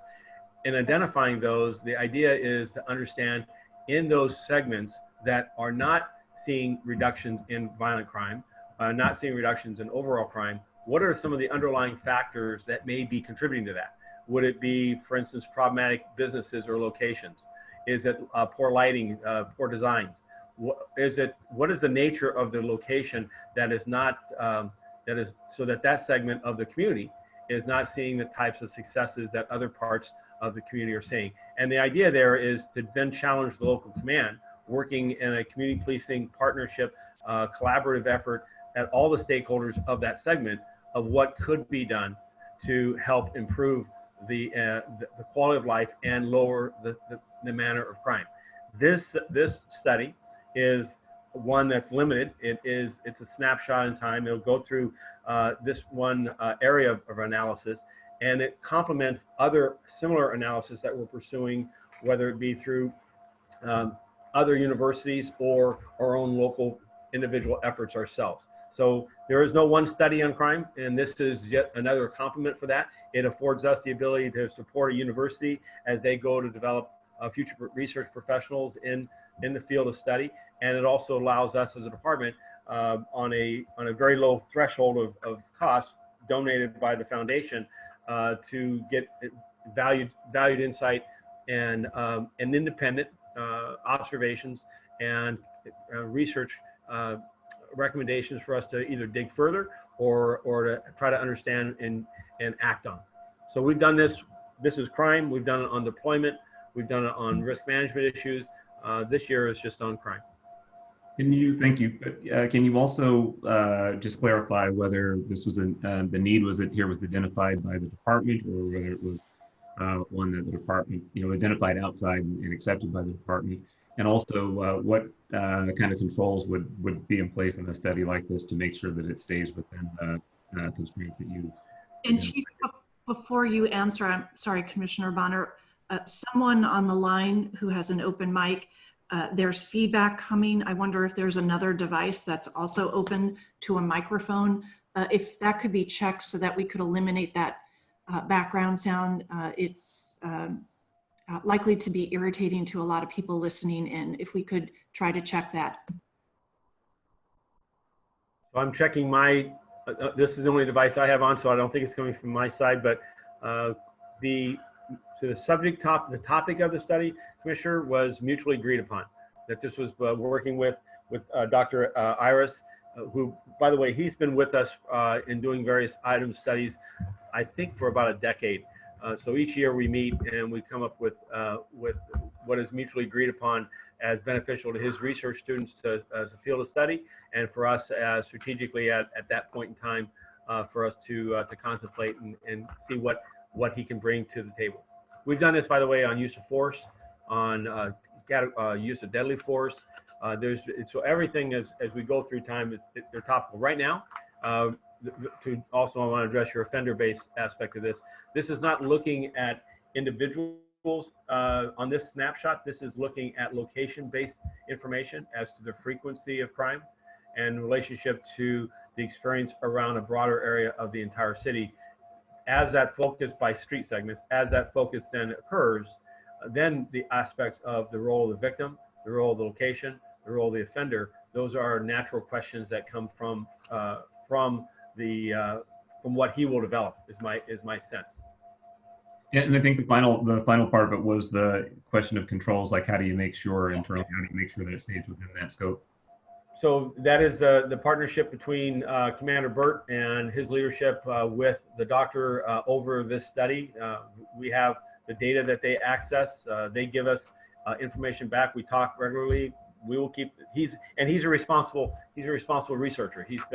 We've had no issues or challenges with him going off on in areas that we had not requested, or and at the same time, his governance of his own product. It's his product. We do not exercise final control.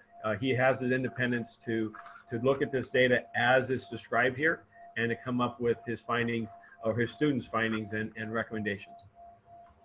Thank you very much.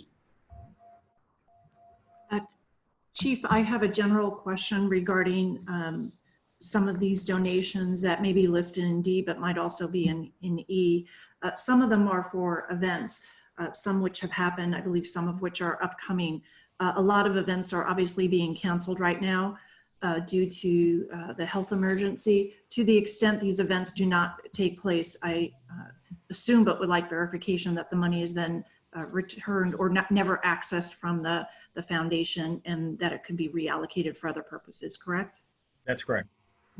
I just wanted to verify that, because there are a lot of events for employee of the year, cadets, etc. And I just want to be sure that we're all clear on that. I would ask the board secretary if she wouldn't mind to please check the commission room to be sure there's not an open mic that is giving that feedback online. With that, are there any other commission questions? And I see no other hands or indications. So we're on item 2D. Madam Secretary, please close public comment. How many people are in queue for public comment on item 2D? We have 2 people. We have Adam Smith and Paula Miner. We'll begin with Adam Smith. Mr. Smith. Hey, yo. So yeah, I think it's worth pointing out that all of these different donations used to be one agenda item each, so we could speak on each one. And I think that it's unfair and, you know, shitty that we can't. But looking at number A, to use the parlance of your times, it seems like this is another way that the LAPD is using academia to like prove or to put value on stuff that's been proven to be detrimental to the community. So if you're talking about analyzing street segments based on the similarity of crime trends within the time period of 2006 to 2018, you know, thanks in part to so much good work done by the Stop LAPD Spying Coalition, we know that a lot, if not all of the data that is culled in all of the programming used by the LAPD over the last couple of decades is racialized. So when you're talking about, you know, using this data to fund a university research group, does it matter to you all that, like, I mean, Operation Laser, Predpol, you know that these programs are using racialized data and calling it location-based and calling it, talking about crime trends, but does it bother anybody? I mean, obviously not. You didn't ask any questions about it. I guess Mr. Bonner and Commissioner Goldsmith, I'm asking the two of you as part of that subcommittee, like, does it worry you that this type of like donation for research will further entrench this idea that location-based policing is actually a good thing for the community? Peace. Thank you, sir. The next speaker, Paula Miner. Ms. Miner? Yes, can you hear me? Yes, I can. Thank you. Yeah, this total item and all these donations really raise questions. This particular item D, including the research, totals almost $50,000, and adding up A, B, C, well, the 4 donation items from the police foundation, there's nearly $160,000 being donated. I have questions about the types of donations. I know you will approve them. I know you will accept them. But some of the things like protective equipment, some of the things like the trips seem to be things that LAPD should be including in their very huge budget. And, in the past, we have questions about who exactly the Los Angeles Police Foundation is. There have been questions about that foundation being connected in some way to Commissioner Soberoff. And again, there may be some ethical questions. I just feel like accepting these donations, kind of pushing stuff together, talking about a research item in the same recommendation as a taco bar and gym equipment. And then we talk about serious equipment like fire protective equipment, bomb detection training, etc. This is really, really just a very difficult recommendation to accept, and it's very questionable. I think it should be looked into. I think somehow it should be investigated. Thank you. We have no other callers. Mr. Inspector General, I would like to just get a quick update from you regarding the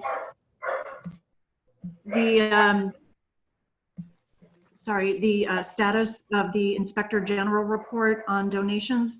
When can we expect that, sir? Roughly, we're aiming for July. I think it's goes without saying that all of the timing is a little bit disrupted with the pandemic. However, the work of the Office of Inspector General does continue, including our report on donations. So that report is ongoing now. We're aiming at producing it for presentation in July. That's at least our hope currently. All right. Should that date change, I'd like you to advise myself and Commissioner Goldsmith as the executive committee of the commission. I know we've been waiting for that report for some time. With that, the item up is item 2D, and the requested action is to approve the department's report and accept the donation.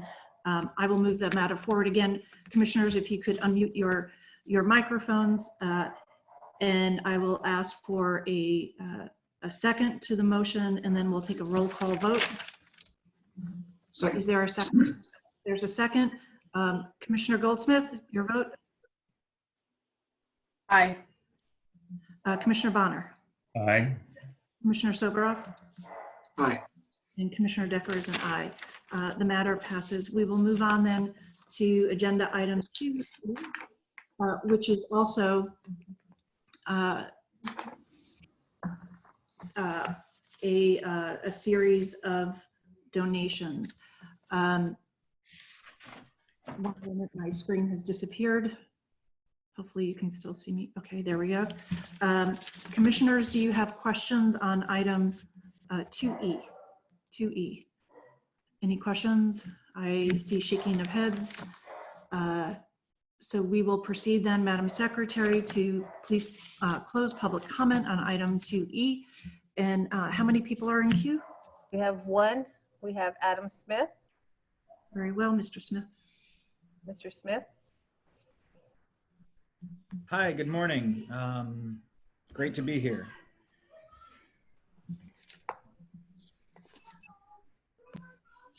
So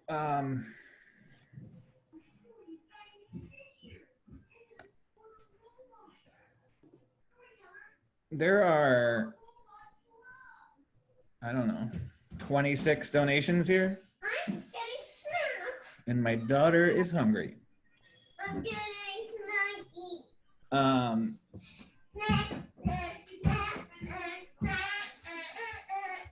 Hey, Steve Soberoff doesn't like you, Adeline. If you keep yelling, he's gonna get angry. Anyway,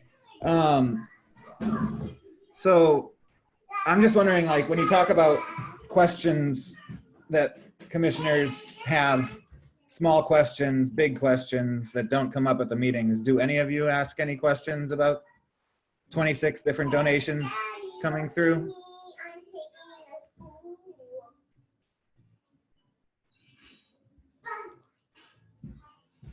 There's all this money going to the cadet program. Are there any questions about why thousands and thousands of dollars are going to the cadet program when they could go to such things as popsicles?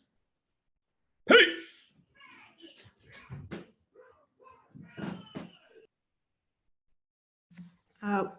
With that, the requested board action on item 2E is to approve the department's report and accept the donations. I will move it forward. Members of the commission, again, please take yourselves off mute.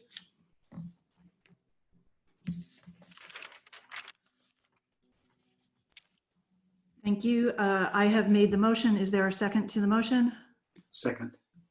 It's seconded. I'll go a roll call vote. Decker, yes. Soberoff? Yes. Bonner? Yes. And Commissioner Goldsmith? Yes. The matter passes. We'll move on then to item 2F, which is reimbursement of a travel expense. This commission previously approved the chief to attend the major cities chief meeting in Houston. This item is to reimburse the chief for those expenses. Are there questions from commissioners? Seeing none. Madam Secretary, close public comment. Are there people in queue for public comment on this item?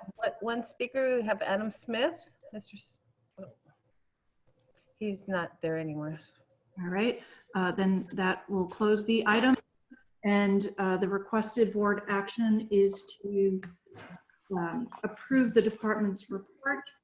I will move that matter forward. Is there a second? Commissioners, again, please take yourselves off mute. Second. And it's seconded. And let's do a roll call vote. Decker is a yes. Commissioner Soberoff? Yes. Commissioner Bonner? Aye. And Commissioner Goldsmith? Aye. That matter is passed.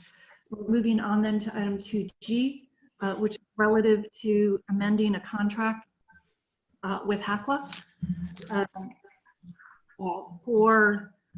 to expand the Community Safety Partnership Program to San Fernando Gardens. HACLA will reimburse for the expenses of the expansion of that program. Chief, I'd like to ask you a few questions regarding this matter. Just broadly, my understanding is that the expansion of this program was previously announced by the mayor and city council, and San Fernando Gardens was selected, I know, for a number of reasons, but I wonder if you could itemize why that particular location was selected, and what your goals and ambitions are for the expansion of the CSP program into that area. Certainly. Thank you, commissioners, for this opportunity. This represents the 8th housing development within the Housing Authority, their inventory in the city of Los Angeles, that we're establishing or desire to establish a community safety partnership. The San Fernando Gardens was selected by working with the local council offices as well as the area community advocates in that garden development. And it was a competitive process in that there are other similar housing developments in other parts of the city that also were desirous of this expansion. Part of this expansion is based on geographic disbursement, is sharing this strategy, which I believe is going to allow us to build and deepen trust in communities that have historically had the highest impact of disparate impact of violent crime, including gang crime, and at times difficult and challenging relationships with their local police officers. San Fernando Gardens represents the first in the San Fernando Valley of the 8 current housing developments in which this will be the 8th community safety partnership, and of the other 7, one is in the central part of East LA Central Bureau, and then the other 6 are in South Los Angeles. So this is an effort to bring it north, to bring it to an additional community that has had this disparate impact. I believe that it is a good balancing of seeing a strategy and invoking it in all parts of the city, and not solely focusing on just one particular area. What I hope to achieve is what was listed here, which is building a sense of community trust and engagement with local police officers. These officers have been will play a role in those communities for 5 years, generally as a means of their assignment. Get to know young people and adults and alike by their first name and vice versa, and work to understand the dynamics of what crime has historically, how it's impacted those communities, and what we can do to ensure and build safety so that the community feels not just its identity, but feels the safety in coming out and enjoying an evening as well as a weekend and all parts in between. This involves safe passages where we ensure young people have safe passages to and from their local schools. These are paths that have seen instances of gang violence and gang intimidation. And this is an effort to, again, allay concerns of parents that officers are there, not just solely from an enforcement standpoint, but are there to really provide a social network of safety and security, and can do that without having to resort to enforcement alone. That there are other strategies in which our partnerships with them can improve the safety of a neighborhood. Thank you. And I'm reminded that we heard from a number of community groups at our November 19th meeting, where many of them came forward and outlined the success that they saw in their communities as a result of that program. Commissioners, questions from you of the Chief of Police? Mr. Bonner? Wait one.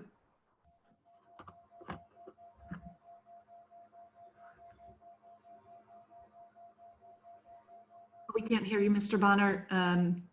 Give me one moment.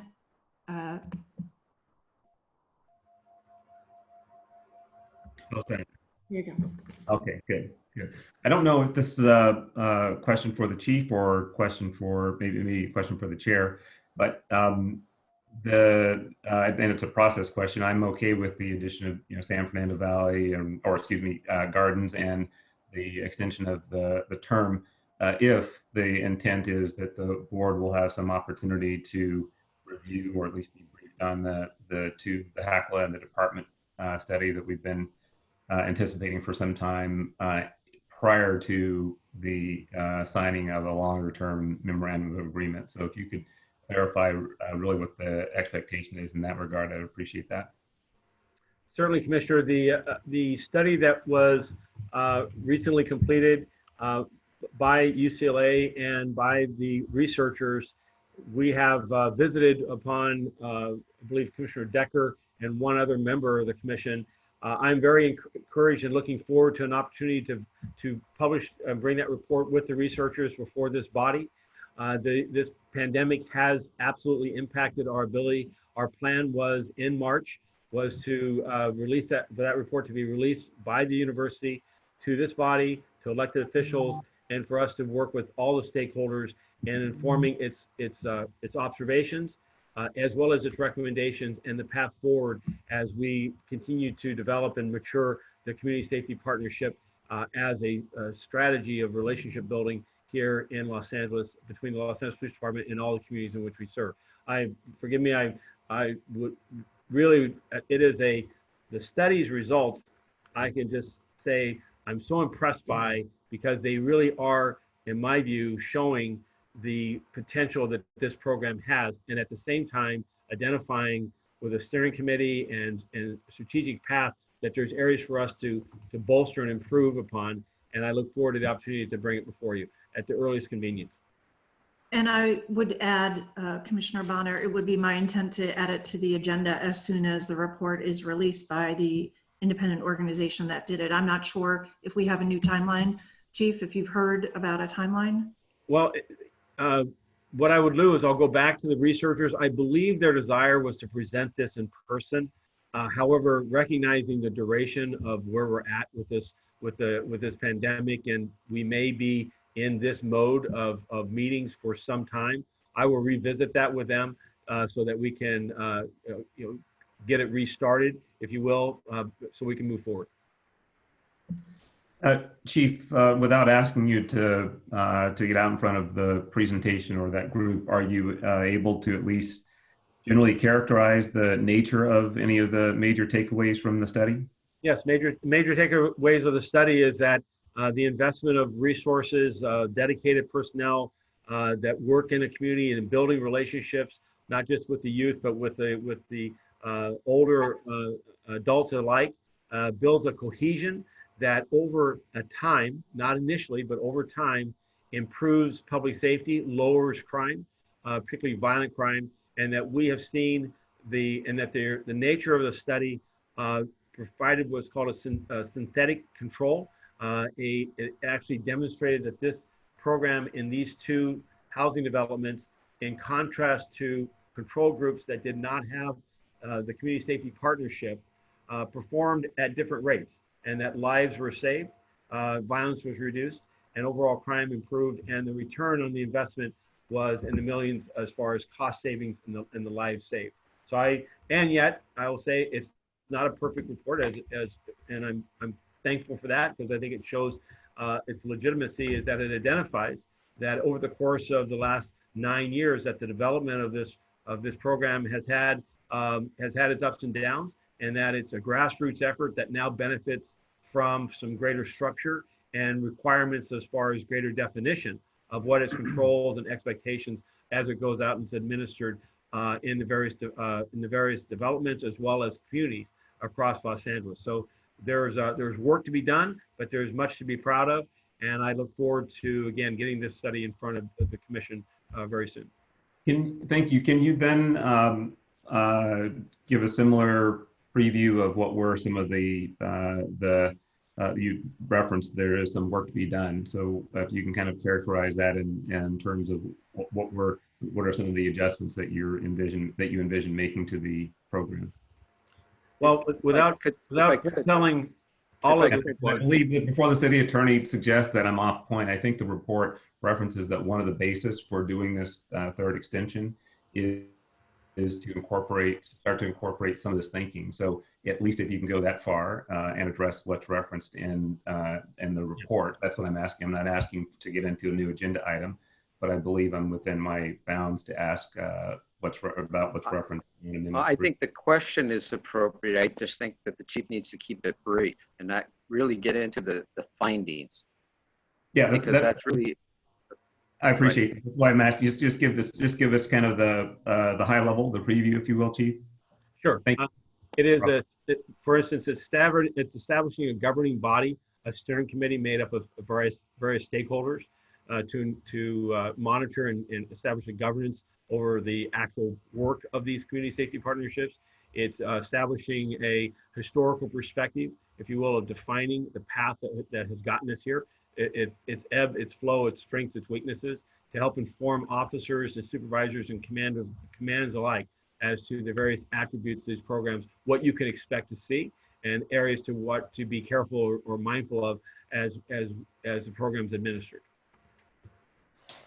Thank you very much. I'm going to look forward to that presentation as soon as we can receive it. Absolutely. Thank you. And for the benefit of all the commissioners and the chief, and chief, if we could get a date and begin scheduling those presentations and others. As I think I alluded to last week, my goal is, as we get used to this virtual online environment, is to reinstitute our meetings as fully and as completely as we possibly can. And that means rescheduling some of the presentations that we had postponed that were scheduled in March. And even though we'll be in a virtual environment, I think the work of this commission needs to continue. We'll need to bring back different presenters from the department as we've had in the past, and just start utilizing all of the features that this forum allows us to, even though it's in a virtual environment, we need to proceed with that. Any other questions from commissioners? Commissioner Bonner, I'm sorry, sir, were you done? Yes, thank you. Any other commission questions? I don't see anyone signaling to me. So then we'll close public comment. Madam Secretary, are there people in queue for public comment on this item? Yes, we have 6 speakers. The first one is Adam Smith. Mr. Smith. Hi, good morning. Good morning. Great to be here. It always certainly gives me a feeling in the pit of my stomach when the words community safety partnership are uttered in reference to putting more police, more LAPD officers, to be specific, in Black and Brown and other hyper-policed communities around the city. Did the study that you're referencing talk about how, quote unquote, crime can be affected by offering support outside of more LAPD, like how jobs programs, food programs, and similar programs of social uplift could be a better use of how this city and its 501c3 buddies like Steve's Weingart Foundation and the Ballmer Foundation and so many more so excitedly spend money on things like community safety partnership?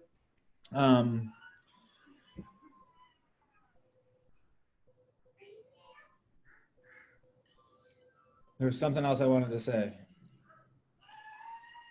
and it's coming to me. Here it comes.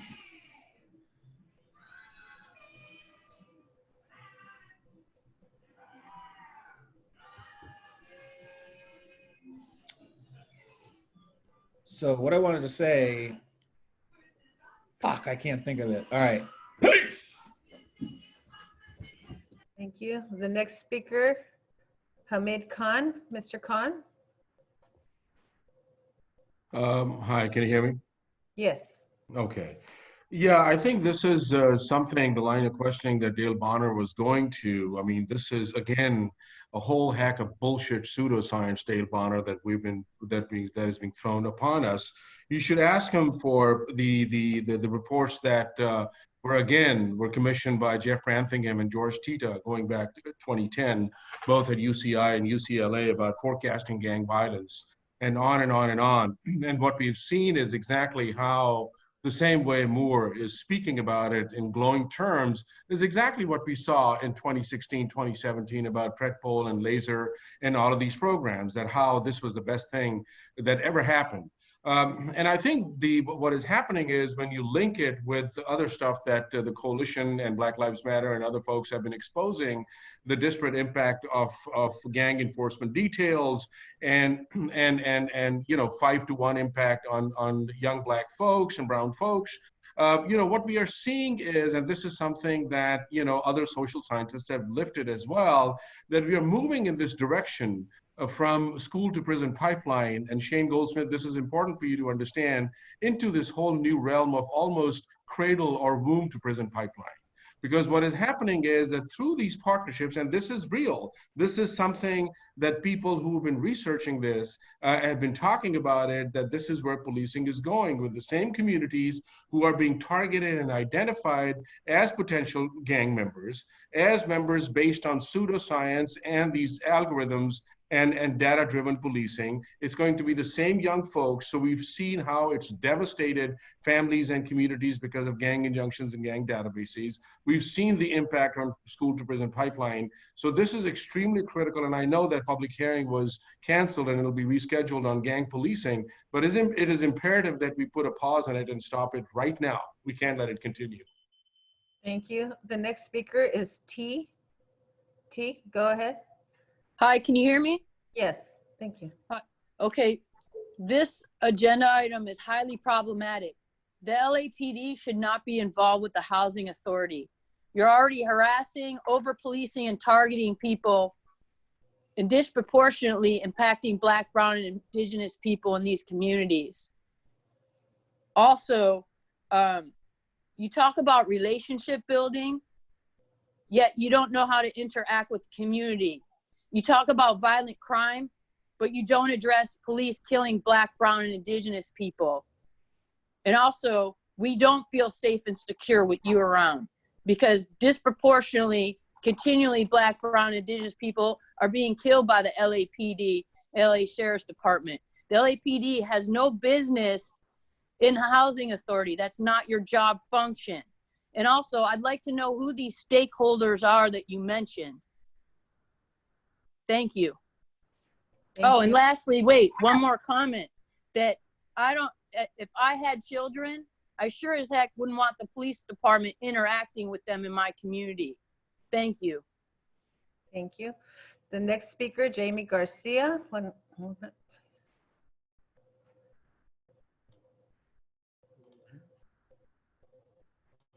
Ms. Garcia? Hi, can you hear me? Yes, thank you. Okay. So I think what's interesting about this component is agreeing with everybody, what everybody has stated before, that, you know, when we survey these, this community, like who are we actually speaking to? Is it people that are already working with the police? Because there's a plethora of communities that do not, or people in these areas do not want to speak with law enforcement and already have an aversion and fear to law enforcement. We already see reports in the way that LAPD has categorized, has mapped these communities as being hotspots already, as looking for chronic offenders in these locations now, which are called habitual offenders. So the criminalization of these spaces has already occurred. So this is kind of like not a moment in time again. We're used to LAPD continually finding ways to inundate communities with law enforcement. One point that I want to bring up, that I will bring up again, around these studies that LAPD is conducting, which we are already seeing as being highly suspicious. When we looked at PredPol, we saw that LAPD and the commission, depending on reports that were generated by the creator of, PredPol, right, and agreeing with those. Now I'm hearing what sounds like more randomized control trials, right? And so we are going to come to you, since you are using this data and you're using these scientific methods now, to challenge what randomized control trials are, because you're talking about people and land, which are very hard to kind of put in a control setting and then compare them to another community where you're implementing some kind of tactic to compare and contrast whether or not something is functional. So be prepared for that, because I think based on the scientific community, is randomized control trials are very faulty. And so now that you're actually trying to bat in this league of science, you should be prepared, because there are a plethora of people who don't agree at all with the type of scientific methods and reports that you're generating. Thank you. The next speaker, Melina Abdullah. Ms. Abdullah? Melina Abdullah? Yes. Okay. I just want to uplift what everyone has said, and I want to restate that this is something that police have no business or expertise doing. They are not youth workers. They are not therapists. They should not be in spaces that they don't have expertise in. And so we don't want any kinds of so-called community partnerships that really just function as a gateway to enable police to come into our communities and over-police, harass, brutalize, and kill us. We also want to uplift that you noted a November 19th meeting. We want to remind you that there was a targeted group of folks to brought in and it was brought in and co-signed on what the chief had to say. And then those of us who were there and wanted to contest this plan were kicked out of the room. We want to remind you that this is the same meeting where our beloved Baba Akili was arrested for attempting to retrieve his hat. We want to remind you that you cleared the room and this decision was made with no public presence. So to trot it out and pretend like that you have community buy-in is dishonest. And it misrepresents what happened. And so I think that you all should be more honest in what you're talking about. You're talking about ramming through a practice and policy that depletes our community of the resources it sorely needs. Real community workers, real youth workers, real therapists, real mental health providers, not more police who don't have any business doing this. Thank you. The final speaker, Stephanie L. Stephanie? Hi, can you hear me? Yes. Hi, I actually have a lot to say on this. In regards to the sheriffs, the LAPD and the sheriffs going into the housing authorities. My nephew was actually murdered by the sheriff's department in the housing authority. So to have them go in there and, do some kind of community bridging with the youth there. What about the youth that are traumatized that are there? And, you guys talk about, the harassment of the gangs that are doing the harassment and the intimidation, when realistically speaking, it's the sheriffs and LAPD that are doing the harassment and, the intimidation of the youth and the people that live there and just, people in general. So I think that that's definitely something that, you guys need to really look into when trying to send these officers to the housing authority to do this, because, being an impacted family, there are a lot of youth there that are, they don't see the police the way that you guys think they do. In retrospect, they're afraid of authority, and they're, like I said, the sheriffs and LAPD are the ones that are doing the intimidation and, that have the gang tactics. It's not us, it's within your department. You guys need to really look within your department before you consider sending, people that are not therapists, that are not social workers to the housing developments to, conduct this kind of, work or whatever you guys are considering community bridging. This is not community bridging. This is, you're going to scare the kids that are there. And that's something that I can't see that happening. And if there's, steps that we can take to go against that, that's what we're going to do, because I wouldn't appreciate, having the people that murdered my nephew going to these community places, traumatizing the kids more than what they already are. Thank you. Thank you. And we have no other speakers. Thank you. If I can ask all commissioners to please unmute your microphones. The requested action on item G is to approve the department's report and transmit to the mayor and city council. I will move that forward. Is there a second? Second. And I'll do a roll call vote. Decker, yes. Goldsmith? Aye. Bonner? Aye. Soboroff? Yes. The matter passes. We'll move on then to item 2H, which is related to the seal. Chief, can you give a little bit of background explanation on this matter?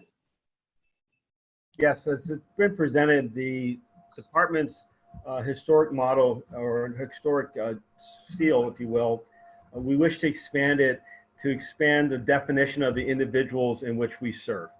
That it be beyond what was initially the matter of impartiality without regard to race, creed, or color, and expand it to the broader definition that we pulled from the 21st century report on policing, the president's report on policing, as to a definition of the communities in which law enforcement serves and is responsible to. It's really quite that simple. And the two-page document, a second page, goes back in italics. It actually shows the addition of ethnicity, national origin, gender, general identity, gender expression, sexual orientation, disability, age, immigration, employment status, language fluency, and homeless circumstance. And it's presented to the board for your consideration and adoption. Very well. Are there questions from commissioners? Commissioner Bonner, was that a request? There you go. Thank you. And Chief, I suppose it's as much an observation or a reflection as a question. And I'm focusing on the word impartiality that's in the both the original version and this version.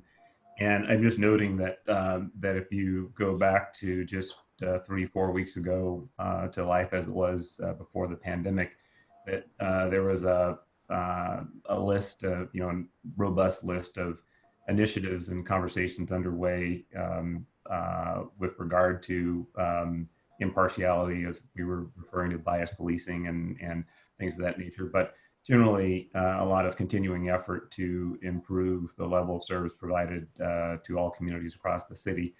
And I'm just underscoring, with the economic and social impacts that we are already seeing and likely to see as the pandemic and response efforts continue, that those conversations are going to be as or likely more important going forward.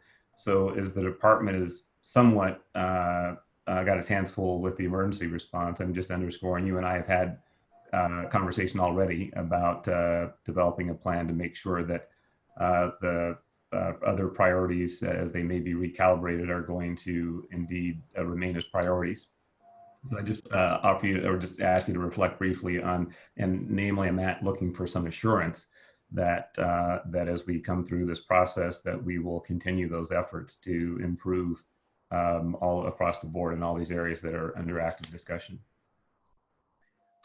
Absolutely. I think every definition that we're doing through this pandemic of our actions, both in safeguarding the public and each of the communities in which we serve, as well as, for that matter, ensuring procedural justice and impartiality within the organization itself. These are all, whether the best of times, worst of times, is when an organization is called upon to show in its leadership and its application, its impartiality. So we will, I believe, this expansion of the seal as description, I think, serves to be more demonstrative and transparent to all the communities that we serve, that we include them by calling out the various communities that this expanded definition involves, and whether it be the description of doing this seal today, or it be training that we provide to our in-service or recruit officers, or inspections that we complete out in the field, or evaluation of community sentiment and surveys in the public. All those are opportunities to understand sentiment bias, understanding of perceptions of how we are serving, and areas for us to improve. And those are things that we must continue. And I just would note also, again, I mentioned that we've been in some conversation about taking a look at how we can ensure the proper level of continuity of a number of those initiatives, and understand we'll be communicating further over the next couple of weeks. And at some point, I think will be appropriate to have some comment for the commission as to how we envision looking forward on all those fronts. Absolutely. The mayor's present state of the city is scheduled for the 14th of April, a week from today. It's my anticipation that his revised budget or his budget document, the Blue Book, will be published. That, I believe, following his remarks yesterday and recognizing the economic impact this pandemic has had, I need to be able to digest and understand and how the path forward will be impacted. But nonetheless, regardless of how those budget matters are invoked, the underlying tenets of this organization has to remain.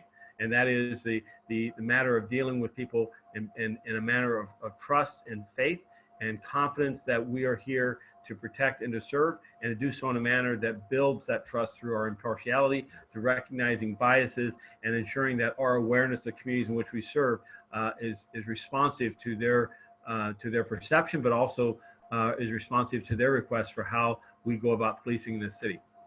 Thank you very much. Appreciate that. Other questions from commissioners? Seeing no indicators and anybody wishes to ask a question, Madam Secretary, please close public comment. Are there individuals in queue? We have 3 individuals. We have Zach Sherwin to begin with. Mr. Sherwin? Yes. Can you hear me? Yes. Okay, I'm looking at the linked LAPD seal description that's linked in the agenda, and I have a couple comments on the language. So the description does speak of the police's duty to serve impartially, and I just think that's so ironic considering the actual demonstrated behavior of the LAPD, the fact that police pull over Black and Latinx drivers in disproportionate numbers being like only the tip of the iceberg. And commissioners, what an empty gesture it would be to approve this requested update to the seal. Wouldn't it perhaps be more meaningful to wait until the department demonstrates some actual commitment to these underlying tenets during some set period of time before you allow this change to go through? The description also says of the representation in the seal of the people of the city of Los Angeles, and I'm quoting, "The individuals are faceless."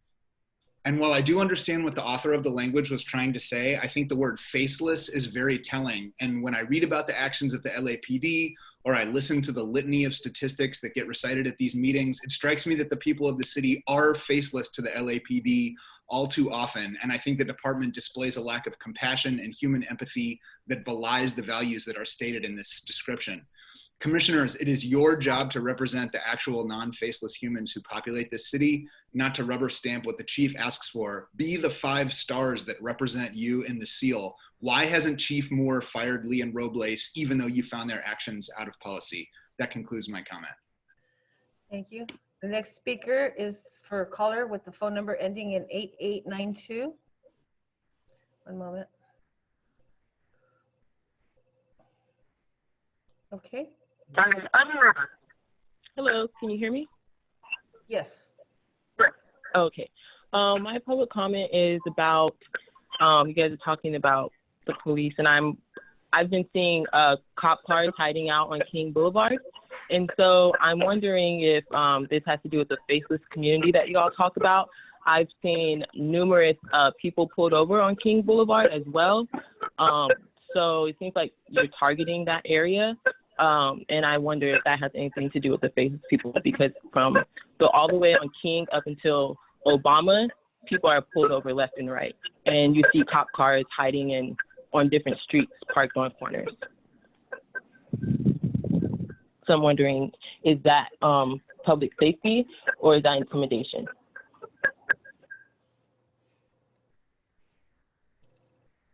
Have you concluded your public comment?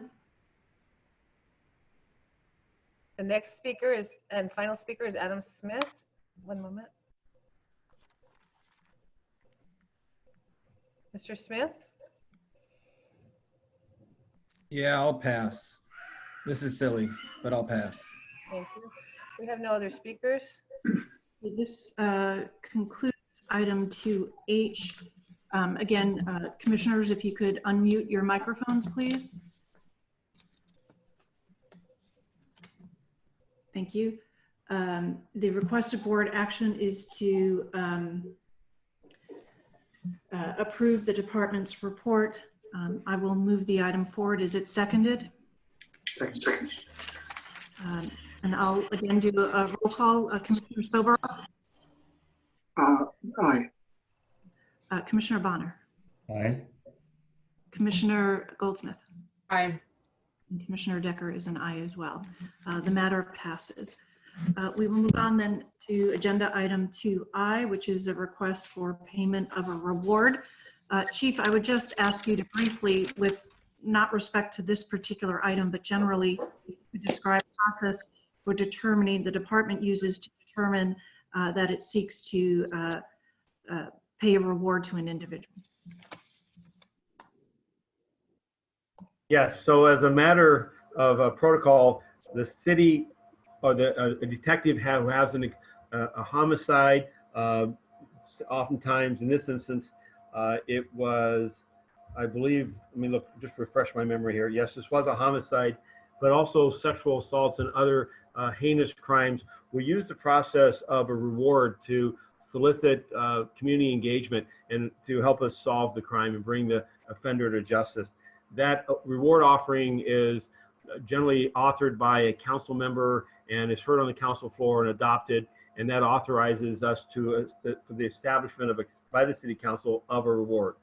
In this instance, then, when that reward is posted, if information is then developed that allows us to solve the underlying case, the process in which to bring that matter back before the city council is the document which you see here, along with the attached.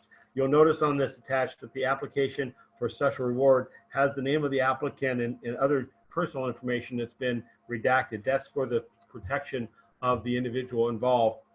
And the basis of the correspondence is to articulate the basis for why this person was deserving or suitable for them to be the recipient of this councilmatic reward. Once this commission, should it approve this, this will be forwarded to the full council for their action and determination. Thank you. Commissioners, do you have questions regarding this matter, item 2I? I see no indicator from a commissioner that they wish to speak. Madam Secretary, please close the public comment period. Are there people wishing to speak on item 2I? We have no comment cards. Very well.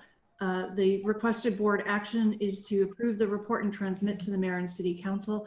I will move that item forward. If you could all unmute your buttons again. And is there a second? Second. Soberoff seconds. And we'll go roll call again. Commissioner Soberoff? Aye. Commissioner Bonner? Yes. And Commissioner Goldsmith? Aye. And Decker is a yes as well. The matter passes. We'll move on then to item 2J on the regular agenda. And this is the periodic reports we receive for the destruction of official records pursuant to the city regulations with respect to this item. Are there questions from commissioners on this item? No. I don't see any indicators. Madam Secretary, please close public comment. And are there people in queue? We have no comments. Okay, well then we'll move on to the requested board action is to approve the report, transmit to the city clerk and the records management officer. If we could, I will move the matter forward. Is there a second? Second. Matter's been seconded. I'll do roll call again. Commissioner Soberoff? Aye. Commissioner Bonner? Aye. Commissioner Gulch? Aye. Commissioner Decker? Yes. Very well. That concludes the regular agenda. We'll now move on to public because I need to give everyone a moment to be able to get their hands in queue or otherwise designate they wish to speak on general public comment. And let me just give everyone a moment to get in queue. And let's close public comment now. Madam Secretary, are there individuals in queue? We have 5 individuals. The first speaker, Adam Smith. Mr. Smith? Hi, can you hear me? Yes. Great. President Decker, I know that socializations are incredibly difficult to shake, but I ask that you, and as the president, ask you to encourage the board secretary and others as well to not apply gender to speakers. We sign up for this form for this Zoom call, but it asks for name and email. It doesn't ask about gender. It doesn't ask if we want to be called Mr. or Miss. And this might seem like a silly thing that I'm bringing up in the wake of all of the silly things that I say, but this is very, you know, it's an easy thing to fix and it is a serious thing. Please respect the community that you pretend that you're serving by not assuming what you certainly do not know. Last week you mentioned 50 people were in the queue to speak on the chief's report, then you let only like 8 people speak. You talking about the happenings last week was full of fallacies and lies, and the truth is you chose to use this opportunity to silence the people you are supposed to be there, lifting up the voices and concerns of, and your own words confirm this. Just open-ended question. Does the commission think that it's a good idea to have this meeting at the same time as the city council meetings and at the same time as LA County Board of Supervisors as the quote unquote civilian voice in police affairs for the city of LA? Is it part of this commission's plan to lessen the amount of people that can actually take part in these meetings? Can you come up with a new word for first responders when referring to the LAPD? My wife is a ICU nurse, and she's braver than any cop that I know. And you are all full of shit. You are all full of shit. Peace.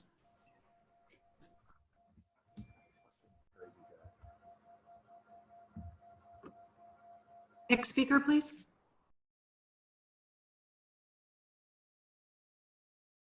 Is it me? Paula Miner? Paula Miner, I apologize. Yeah, can you hear me? Yes. Okay. I just want to reiterate what I said during the chief's report, and I hope the chief, you know, a lot of times in these commission meetings, you all just kind of ignore our public comment and just tolerate it. But I hope the chief seriously heeds the need to have his officers practice social distancing and to wear the mask. Simply because, as one of the callers says, they are stopping people for, checking to see if people are making essential trips. They are speaking to people. And we know the health department says by speaking or focusing on someone, you can pass the virus along. And we already heard the chief say that there are 47 officers who have had it and a number who are in testing, in quarantine, whatever. And so I believe that as a public safety issue, we must make sure that public employees who have interaction with lots and lots of people are not carriers. It's so important. The other thing I just want to say that one of the individuals we regularly hear from at this commission, Jaime Garcia, is a nurse, and I want to thank Jaime for her work along with all the other nurses. Adam's wife is a nurse. I think it's important for us to just say that at this particular time. I want to say it to the general public and the commission. And then lastly, as I mentioned, Grishario Mack's murder occurred 2 years ago, this Friday, April 10th. And for all of the public, we will be commemorating him on Instagram Live at 4 o'clock on Wednesday. Thank you. Commissioner President, if I might just respond to Ms. Miner, and I should have included this in my earlier remarks. Chief, if you wouldn't mind, let's hear all the public comment and then we can respond. So thank you. The next speaker is T. T, are you there? Yes. Can you hear me? Yes, go ahead.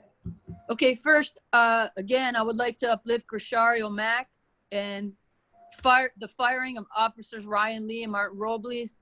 They were both found out of policy. Is beyond me how these officers still have their job and have not even been fired, let alone prosecuted. Also, to please make these meetings more accessible days and times and always make them available online.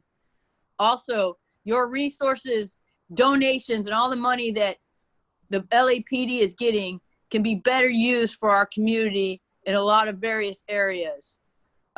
Also, I'm very concerned that the LAPD and LA Sheriff's Department is using this pandemic to further criminalize people who are going about their everyday business, including disproportionately Black, Brown, and Indigenous people.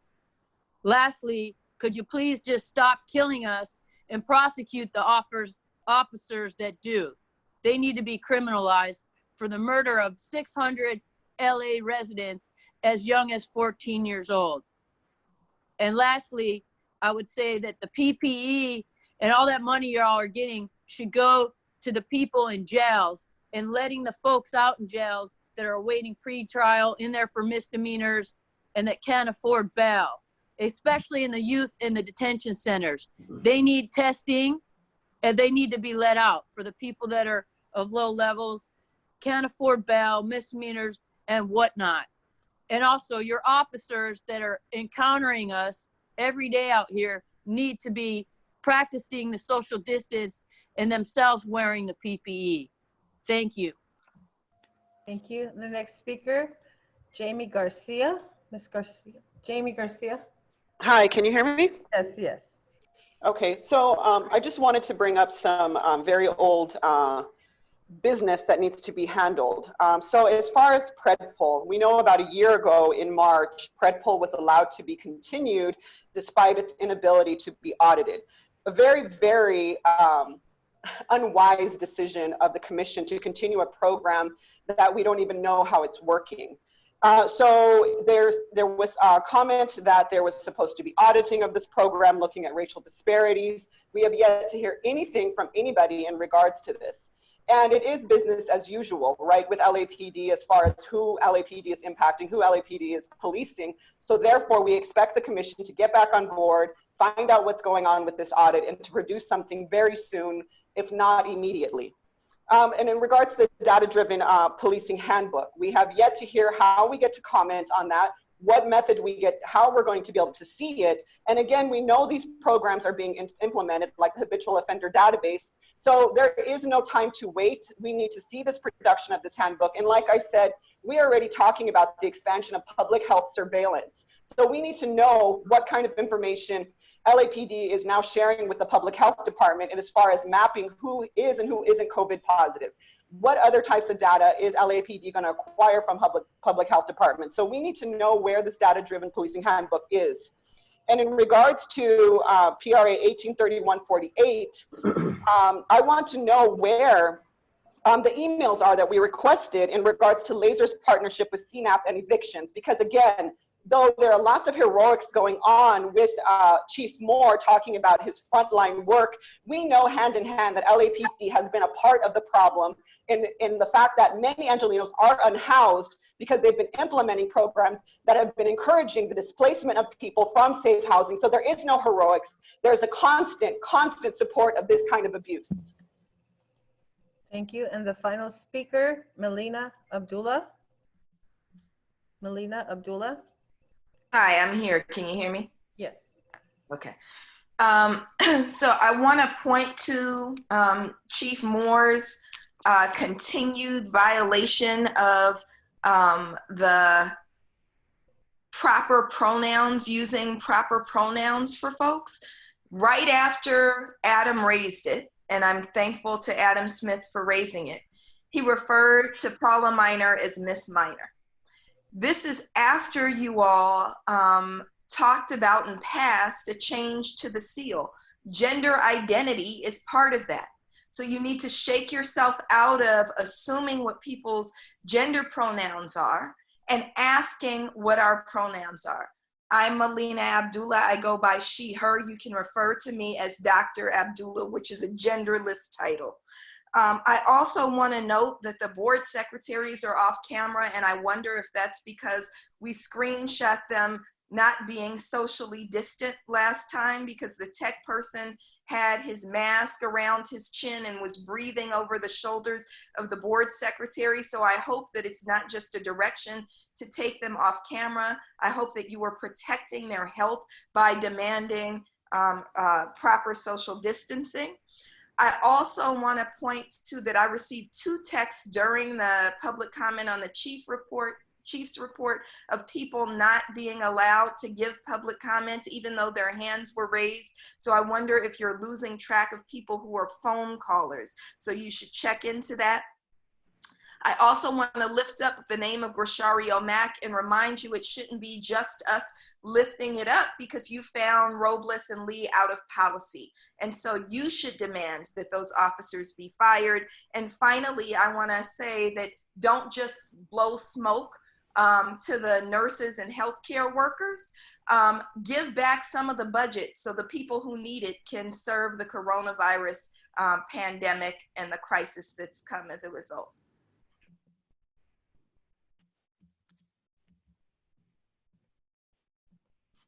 Thank you. That concludes public comment. There are a few matters that I'll call upon different members here who are on the panel to respond to. I'll take a few matters up initially. One public comment was on the fact there were 50 people in queue and only 10 or 11 were ultimately called for last week's meeting. That is true. Initially, there were 50 people in queue. People took their hands down. I don't know why, but during the course of the chief's presentation, they did.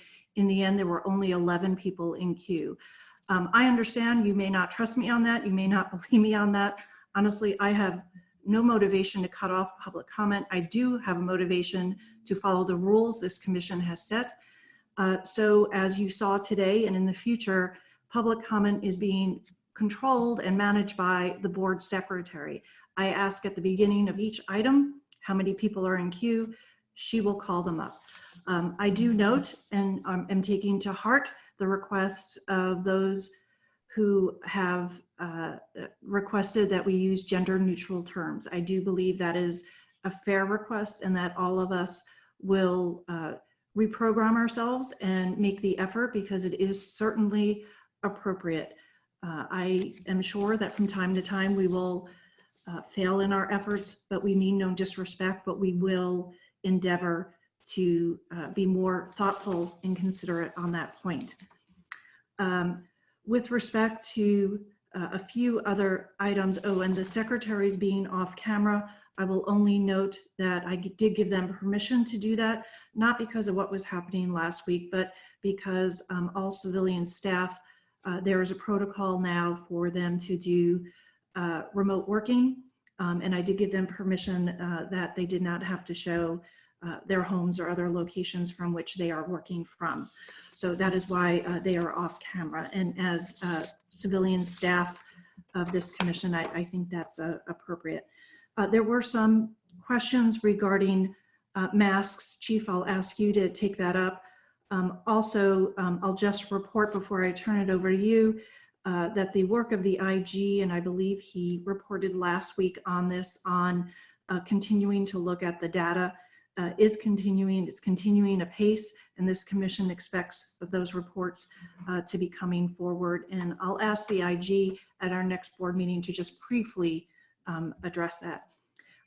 Also, I'm not sure, Mr. Tiefenk, if you are handling the handbook or if that's the chief, and I apologize. I know there's a process for which it will be available. I thought it had been made available. If somebody, either the chief or Mr. Tiefenk, could address that. So with that, Chief, could I ask you to follow up, sir, on some of the items I just mentioned?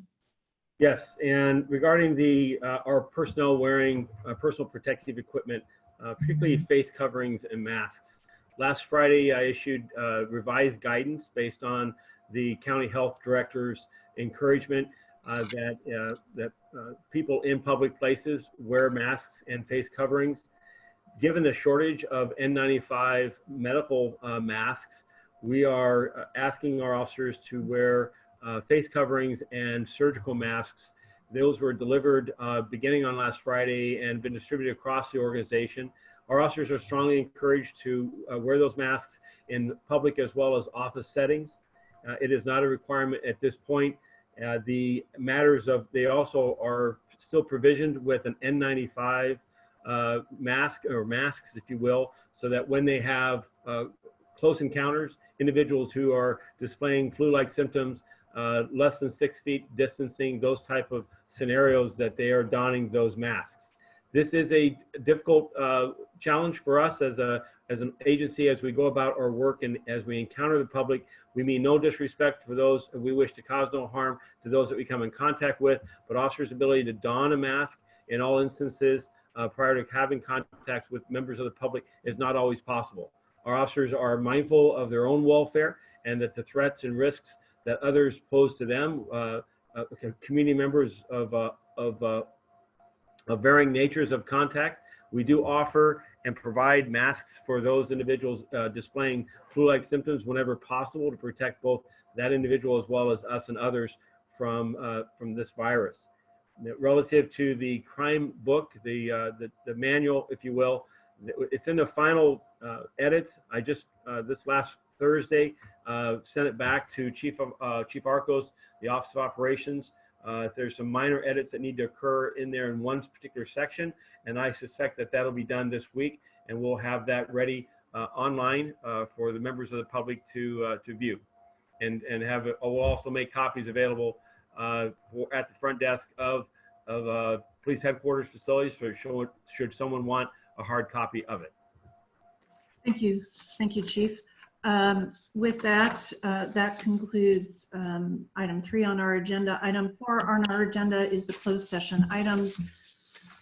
Madam Secretary, is there anyone in queue to speak on the closed session items? We have 2 speakers. We have T. T, please speak. I'm going to pass. Thank you. The next speaker, Saliel Suleiman. Saliel Suleiman.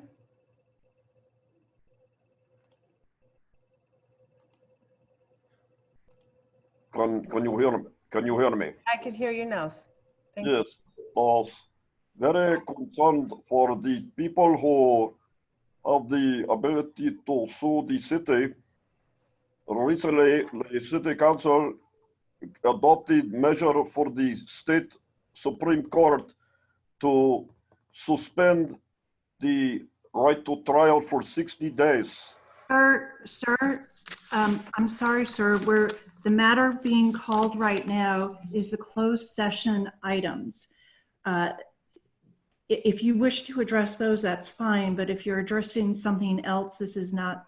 I'm trying to address the procedure that why you taking up this matter when the state attorney and the Supreme Court Justice convened the Judicial Council to suspend all trials and statute of limitation for 60 days until after governor reveal his lifting of the emergency. I know that Mr. Bonner is a great attorney. I know he understands what I'm talking about. I know you, Ms. Decker, when you were in the U.S. Attorney Office, I know you cover up a lot of crime. So you do not understand. You need to stop this now and do not do this hearing until the coronavirus is lifted in the state of emergency. Because if you do not, you're violating the court's order. Nobody is to do this. The statute of limitation extends 60 days. This matter cannot be held. You are holding this illegally. You are not, also your web ID on your agenda is fake. You are denying the public the right to speak. Now, Mr. Soboroff knows about corruption. He built Staples Center by blackmailing everybody. So please stop this right now and continue this for 60 days, or you are violating constitutional civil rights of the litigants. Thank you. Thank you. The Judicial Council does not preside over this matter. This is not a court proceeding. This is an administrative proceeding pursuant to the Los Angeles City Charter, and we have the authority to proceed. With that, we will go into closed session to hear items for A1 and 2. Madam Secretary. The Board of Police Commissioners will now recess into closed session to discuss items number 4A1 and 2 in accordance with Government Code 54957. Thank you.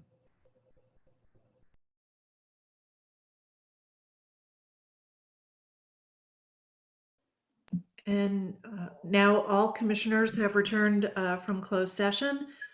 Mr. T-Bank, would you please report out the closed session results? The commission has concluded its work in closed session.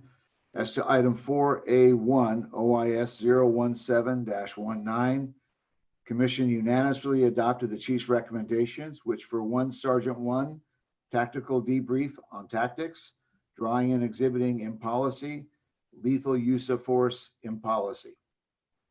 Relevant to item 4A2, OIS number 018-19, commission unanimously adopted the chief's recommendations on a vote of 4-0. Tactics, administrative disapproval, 1 Sergeant 1. Tactical debrief, 2 Sergeant 1s. 1 police officer 3+1, 4 police officer 3s, 8 police officer 2s, and 1 police officer 1. Drawing and exhibiting in policy, 1 police officer 3+1, 4 police officer 3s, 8 police officer 2, 1 police officer 1. Lethal use of force in policy, 1 police officer 3+1, 5 police officer 2s, 1 police officer 3, 1 police officer 1, and 1 police officer 3, round 1 through 4, out of policy on that police officer 3, rounds 5 through 15. And that concludes the report. Very well. Is there a motion to adjourn today's session? So moved. I will second that. All commissioners in favor, please state aye. Aye. Aye. That's unanimous, 4-0. And just for the record, there will be no commission meeting next week. We had previously scheduled to not have a session next week, so we will return in 2 weeks. Thank you very much. Thank you. That concludes the meeting. Bye, everybody.